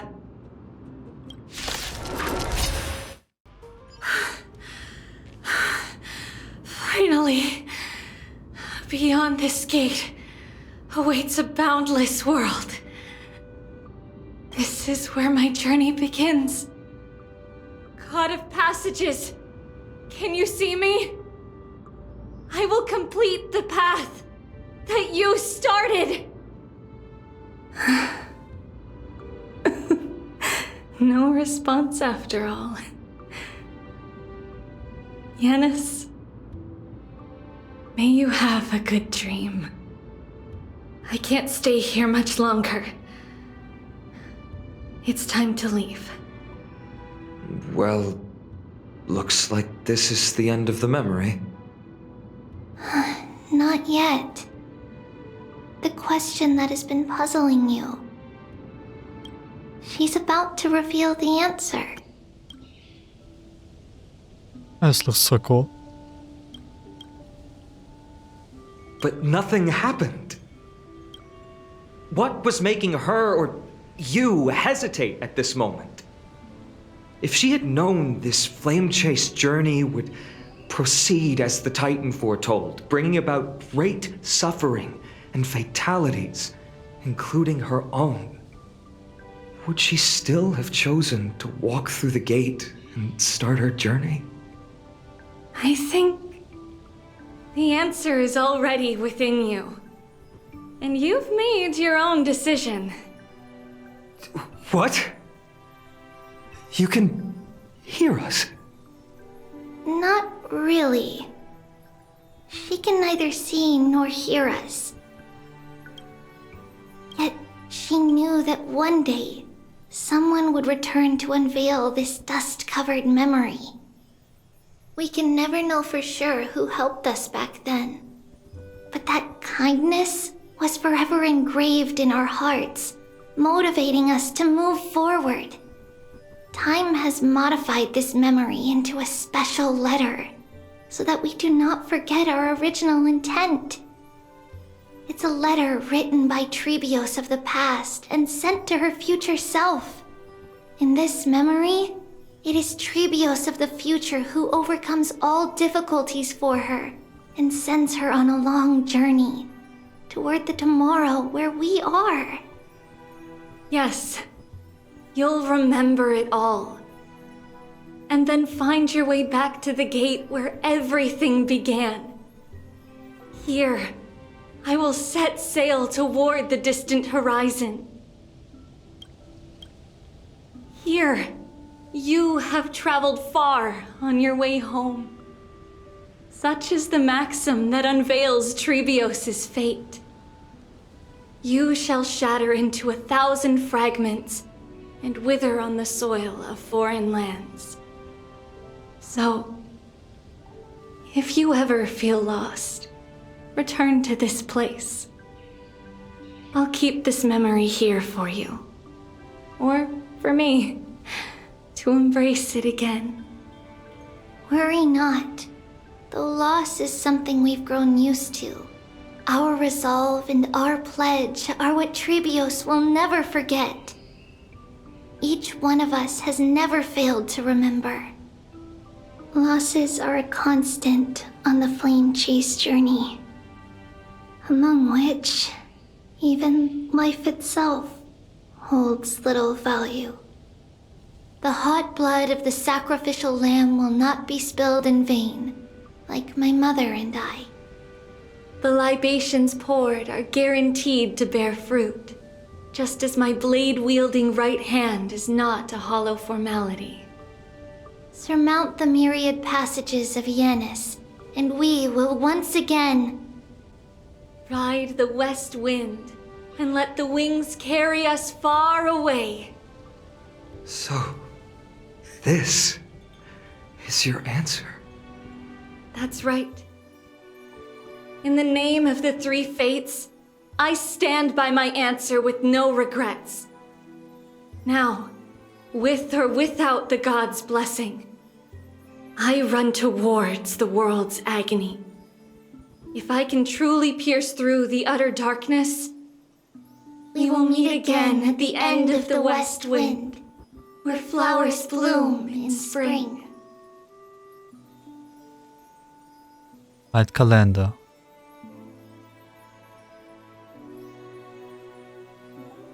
This is how she becomes the demigod of Janus. Traverse the Gate of Infinity at the century of arduous journey.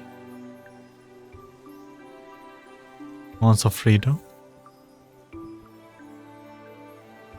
Humanity's flame chase journey officially began. We are reliving Amphoreus' story.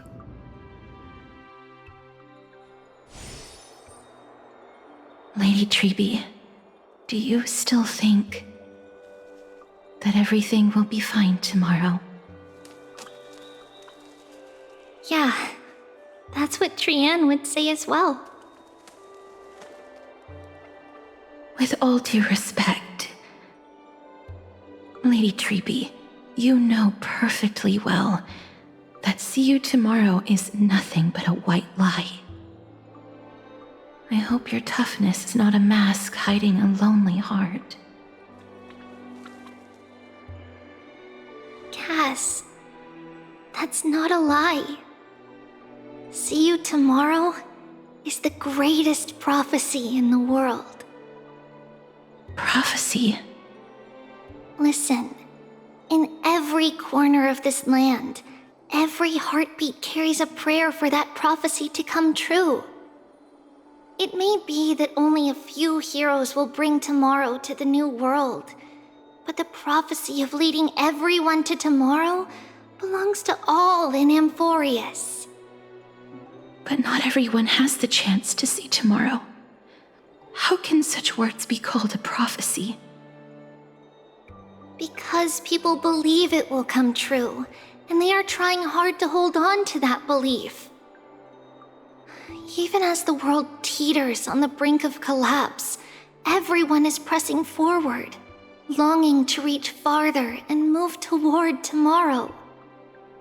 And that is why a holy maiden exists to lead the world toward tomorrow, and why Janusopolis' prophecy unfolds as passages. Fate is not about the outcome, but the journey. It's not the flowers that bloom at the end of the road, but rather the paths that lead beyond the gate, where people tread toward the sea of flowers.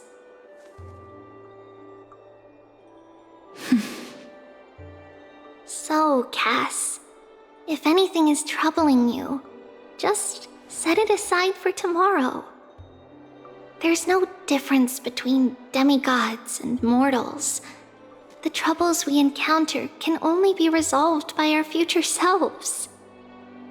Reflect through the long night. Wait for the dawn as you think. Then set off at daybreak. The hesitant part of us will be left behind in the dark, while the determined side of us will know no fear. Because that's how Tribios has journeyed so far to spread the prophecy.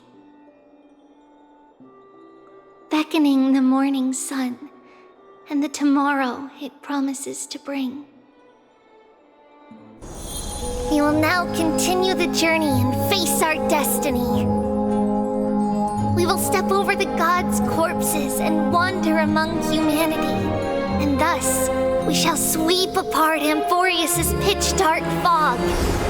And at the end, all will reach that silver-white shoal, that end of the journey, that new world and new tomorrow. It is a haven free from storms, cold, and heavy rains. No sorrow can linger there. We've made a promise to meet again at the end of the west wind, where flowers bloom in spring. See you tomorrow, Trianne. See you tomorrow!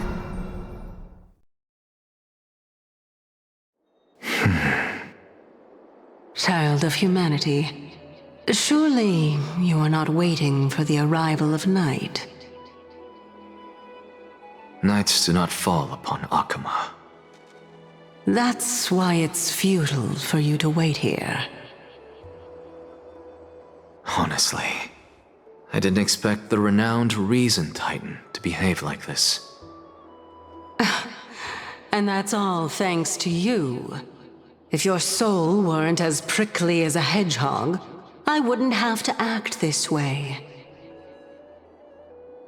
If you were more accommodating, you wouldn't be opposing me all the time, and I could teach you more freely instead. It was you who insisted on implanting the core flame in me. Forget it. Cut the sarcasm and just say what you need to say. Fine, fine. All I want is to remind you. There's not much left in your soul. If you don't do something soon, I will have to take over this body. If I'm not worried, why should you be? I know what you're planning. You just want my help answering the question. What exactly are we? Correct? It's good that you remember. Thus, equivalent exchange. It's only fair. Then rest easy. The answer will soon be revealed, and you'll have to return my body shortly. Is that true? Certainly. I initially thought this extremely frail state would hinder me from getting my body back. But I didn't expect the answer to be right within it. That saved me a lot of trouble. I don't even need the black-robed Swordmaster's ceremonial blade. That's certainly worth celebrating. Regrettably, I can't carry out the upcoming experiment alone.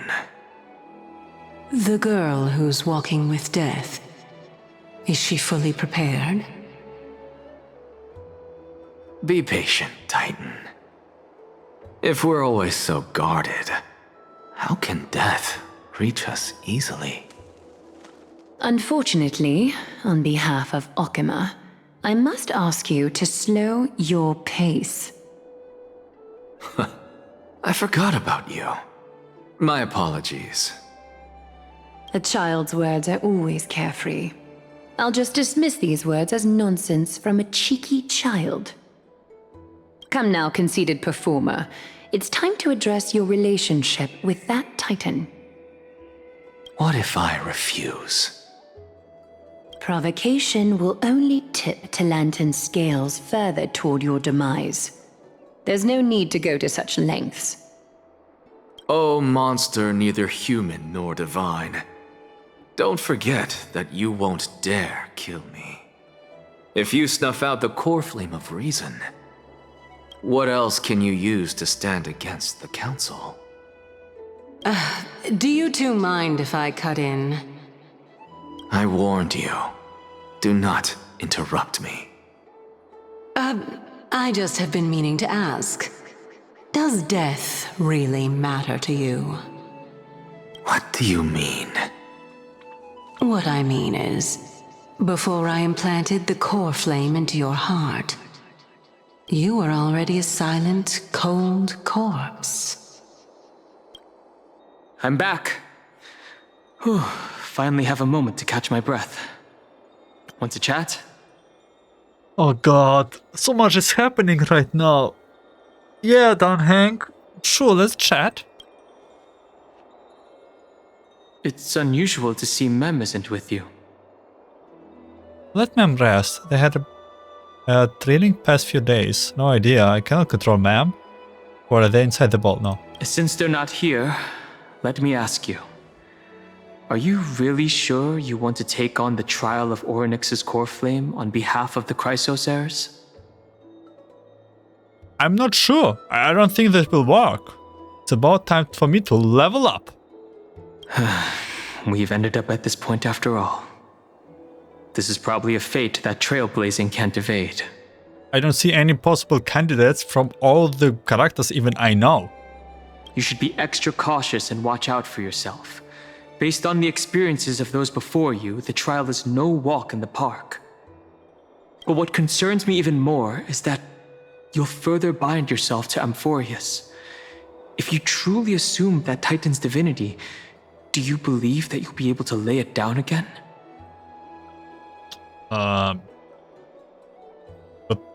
Good question. Forget it. We'll deal with that when the time comes. No matter what happens, I'll be right there with you. Thanks, bro. Oh, by the way, I got held up by two people in guard uniforms and ended up missing Trianne's farewell ceremony. They said they were messengers of the Council of Elders and wanted to verify my identity. Uh-oh, the Council. But I suspect we've been on their radar for a while. And they only made their move when you and I got separated. The questions were quite specific, from how we arrived in Akama to our relationships with each Crysos heir. They even asked about what we did in the market. Luckily, those pawns aren't the brightest. I managed to brush off most of their questions, so they'll probably leave us alone for a bit. The Council of Elders? Are they really the bad guys? I think so, yeah. This is foreshadowing for the next version.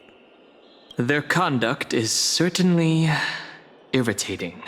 I think this is foreshadowing. We have like Death, the Anaxa. I think that's actually the tool from the next version that we get. But on second thought, Aglaya also initially kept her guard up with us. It's best not to provoke either side until we know the full truth.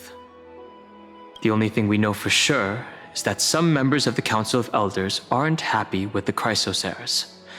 In the worst case scenario, we could be caught up in the internal conflicts of the Holy City. We will deal with this in Act 3 or whatever. To be continued. If only we had more time to sort through the clues about the Black Tide. But now, the weather is the only lovely thing left. Let's take some more pictures. Let's go. Huh? What's going on? Something wrong, Don Hung? Oh. The memory card is full. I bet March and the others are pretty worried too. We still didn't solve the others. Kind of like the head that just went missing too. Oh god. And so, this long day passed for Akama. Some people arrived, and some left forever. Just like every other day of this journey, where we, stumbling, move forward. We have long been prepared. If we are to chase the flames, then we must grow used to farewells. And yet, no one back then could foresee death.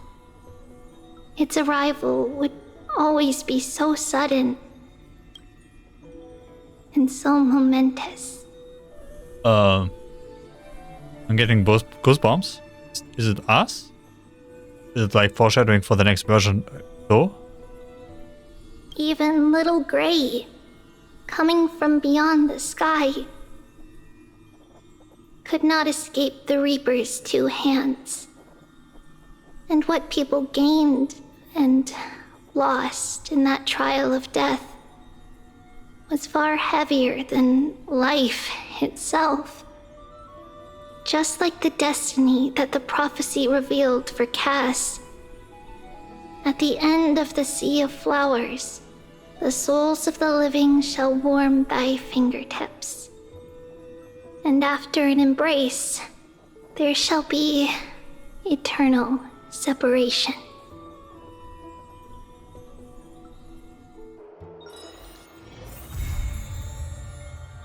Yeah, what is this end supposed to mean?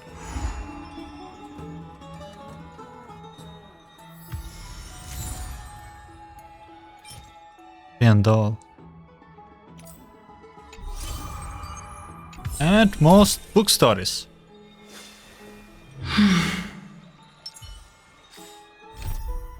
This is the next act, right? Good. So, not sure if we already passed the trial or not, but one thing that we can check out is the good night stories. Let's see, how do we have? We have at least have to take 3. I saw you were smiling when I got here. Is it because it's your day off? Got it in one, didn't I? It's because I like this place. Raised to be a day of rest. Hey, Blazer, I can only imagine how hard you usually work. So let's shout it loud together. Raise be 2 days of rest. Let's see, at least 3. We have to go at least 3. Anaxa, Mighty. Wait, Gold Weaver. Okay, let's go with Mighty.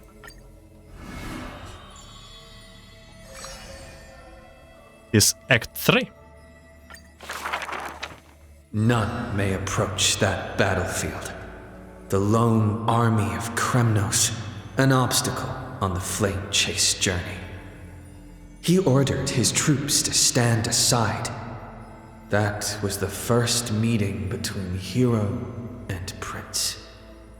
The two men fought for 10 nights unceasingly, till the combat drew to its end. Neither scored a single victory, nor conceded a single defeat. None know why this man's fate is always overshadowed by a lone number decreed. Just like how none can ascertain how the flame-chasing heroes convinced this man. It was not mutual appreciation. Nay, for in his memories, 7 sentences were all his mother to him ever spake. Yet somehow, that leader who weaves the golden threads recounted one of the 7 with ease. There is no right or wrong in the man's heart. The lion has its own historian. And the history of the hunt should not be held by the hunter alone. And thus he speaks little. Others once guessed he regards the holy city as his home, for he seeks a land to belong. As the king to his people, it is the first gift to them he brings. But as per the rule with gifts, once given away, the gifter will never repossess this thing. The journey is long, yet none ever dare to anger the man. Not because of his unrestrained manners, but because every meal the heroes partook in were all cooked with his peerless skill. One sight serves falsehoods in the woods.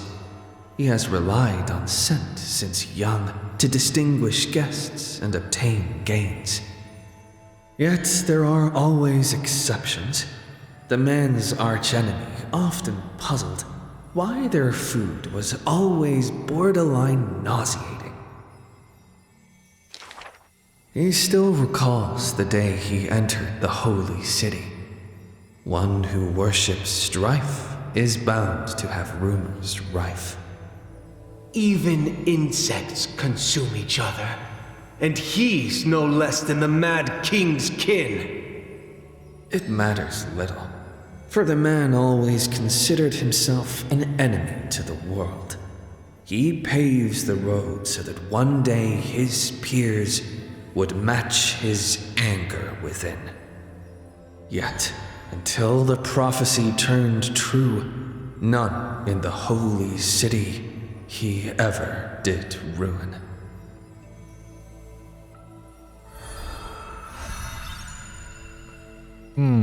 Two more to go.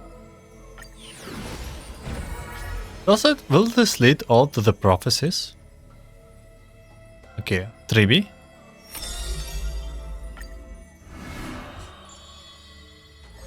Ooh, 2.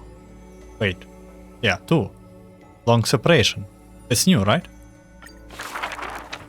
You shall part with your friends, with your enemies, with others, and with yourself. Kuro solo,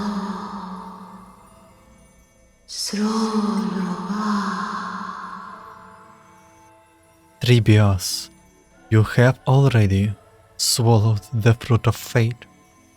From now on, you shall be at school, a path without feet, flying towards tomorrow without a moment of repose. The Crysos War's clamor rises and falls, and when the children reunite, only 3 of them remain. We have heard of a Crysos heir.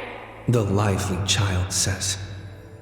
That person tears open the barricade of the black tide, aims at the sky, wanting to contain the core flame in a sheath.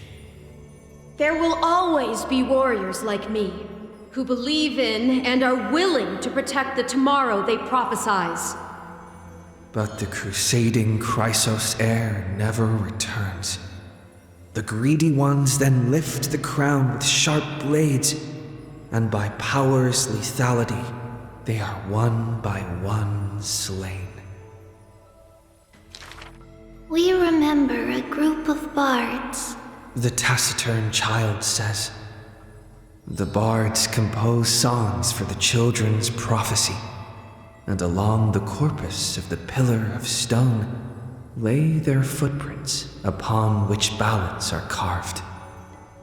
Though we lack the might of swords and shields, we can take you to walk every part of this world. Till many years later, when the bards all return to their subterranean eternal rest, the children sing the long, long songs, and alone they bear memories of humanity. We miss us. The exuberant child says. When they left their home, the passages blew the girl apart into countless turbulent bubbles, carried to all corners of the world on the winds of destiny. We will run towards the world's agony. The children cheer each other up. As the years pass and the sun and moon rise and fall, the children often hear sounds of their friends shattering. Farewell, farewell, farewell. The children who still walk the earth silently hide their wrenching sobs. Upon the hills of Akima once grew golden figs as far as the eye could see. The remaining children link their hands and decide to make this beautiful city the beginning of yet another journey. The children pull on the hem of the maiden's dress. Please, listen to the prophecy we bring. The maiden pulls on her silken threads, weaving in her heart the children's past into strings. Chase the core flames with me. I promise that the libations poured are guaranteed to bear fruit. The hot blood of the sacrificial lamb will not be spilled in vain.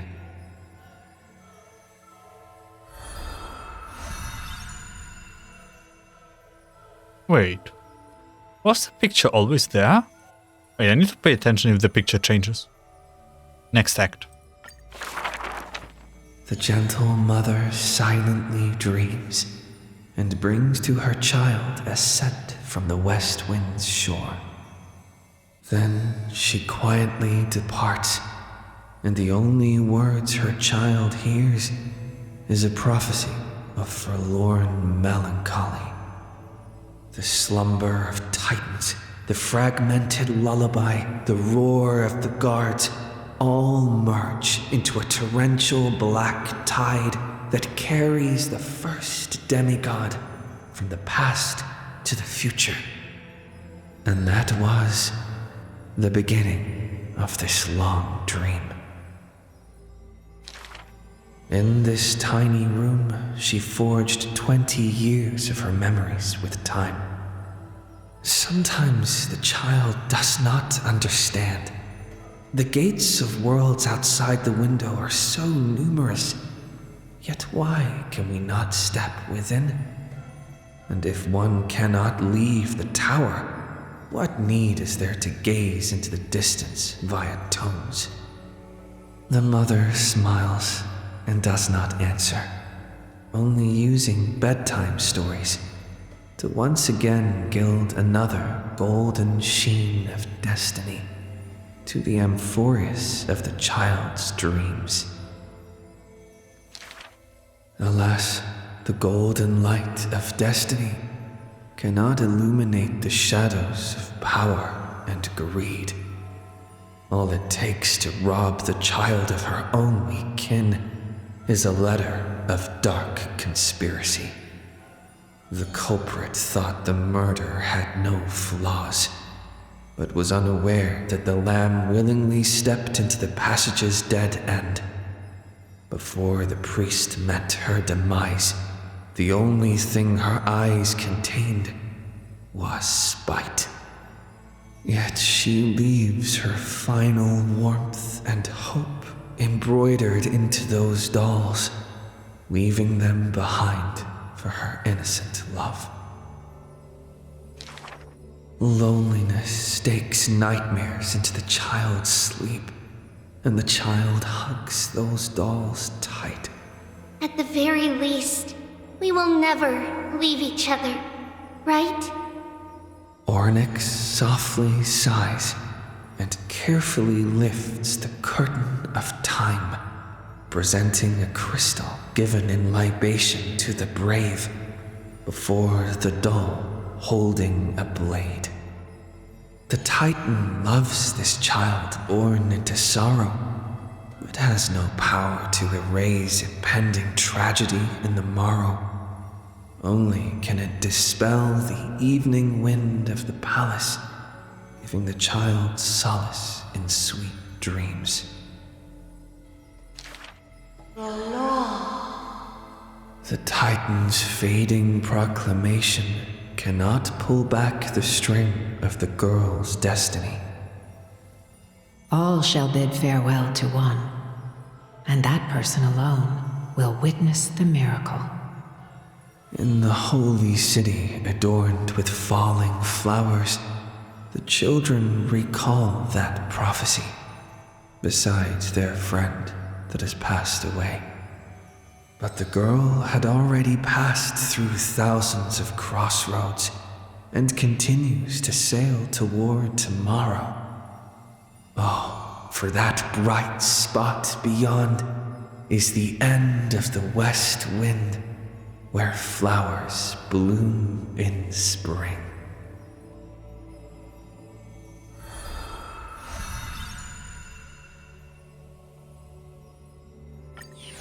Only one to go. The last one is a glare.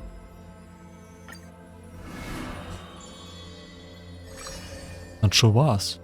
Curtain of sword and weave.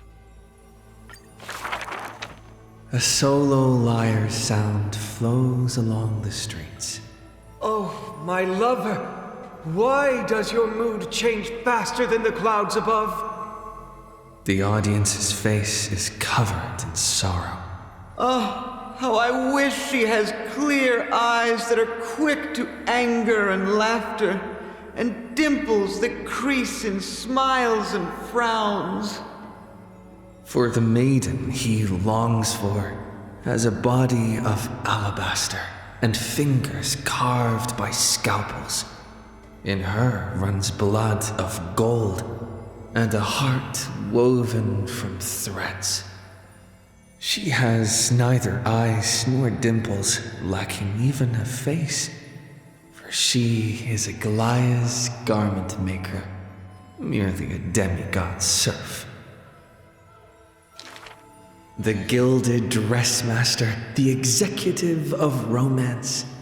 How resplendent would her mansion be above the radiant dawning clouds? Nervously, the visitor opens the doors like parting curtains at a theater. The one with golden thread in hand is revealed, standing betwixt figures of stone. Lady Aglaya, I am Apollos' retainer, here for an outfit to take to my master. He casts sideways glances as he bows, for the garment maker he adores is flanking her mistress, silent as a leaf accompanying a flower. Slender hands sculpted of ivory pull up the dress's train, as if with one breath alone the maiden will be revived. The creation of love and beauty indeed.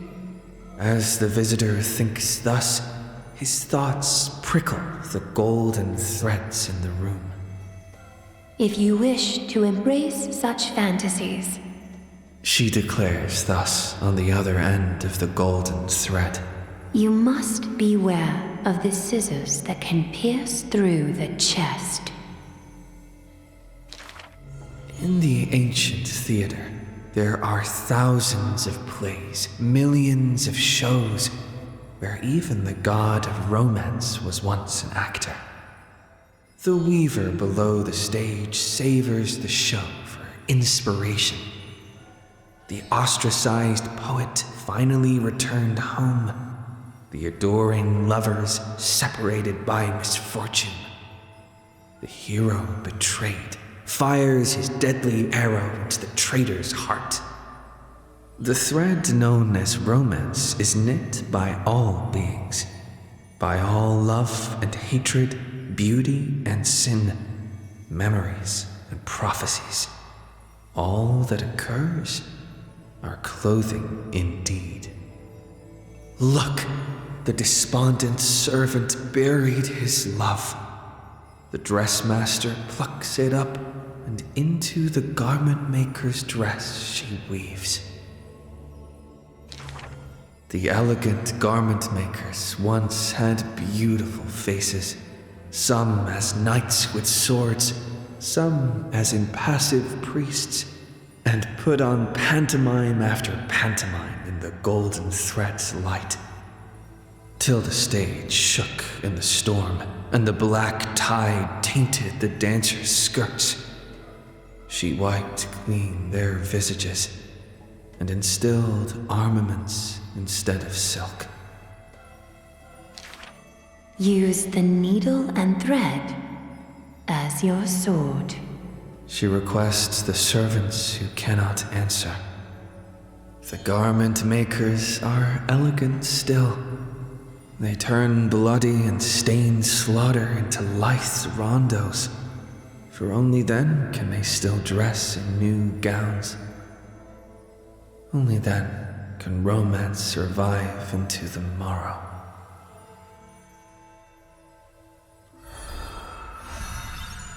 Yep, there's a reveal in the background.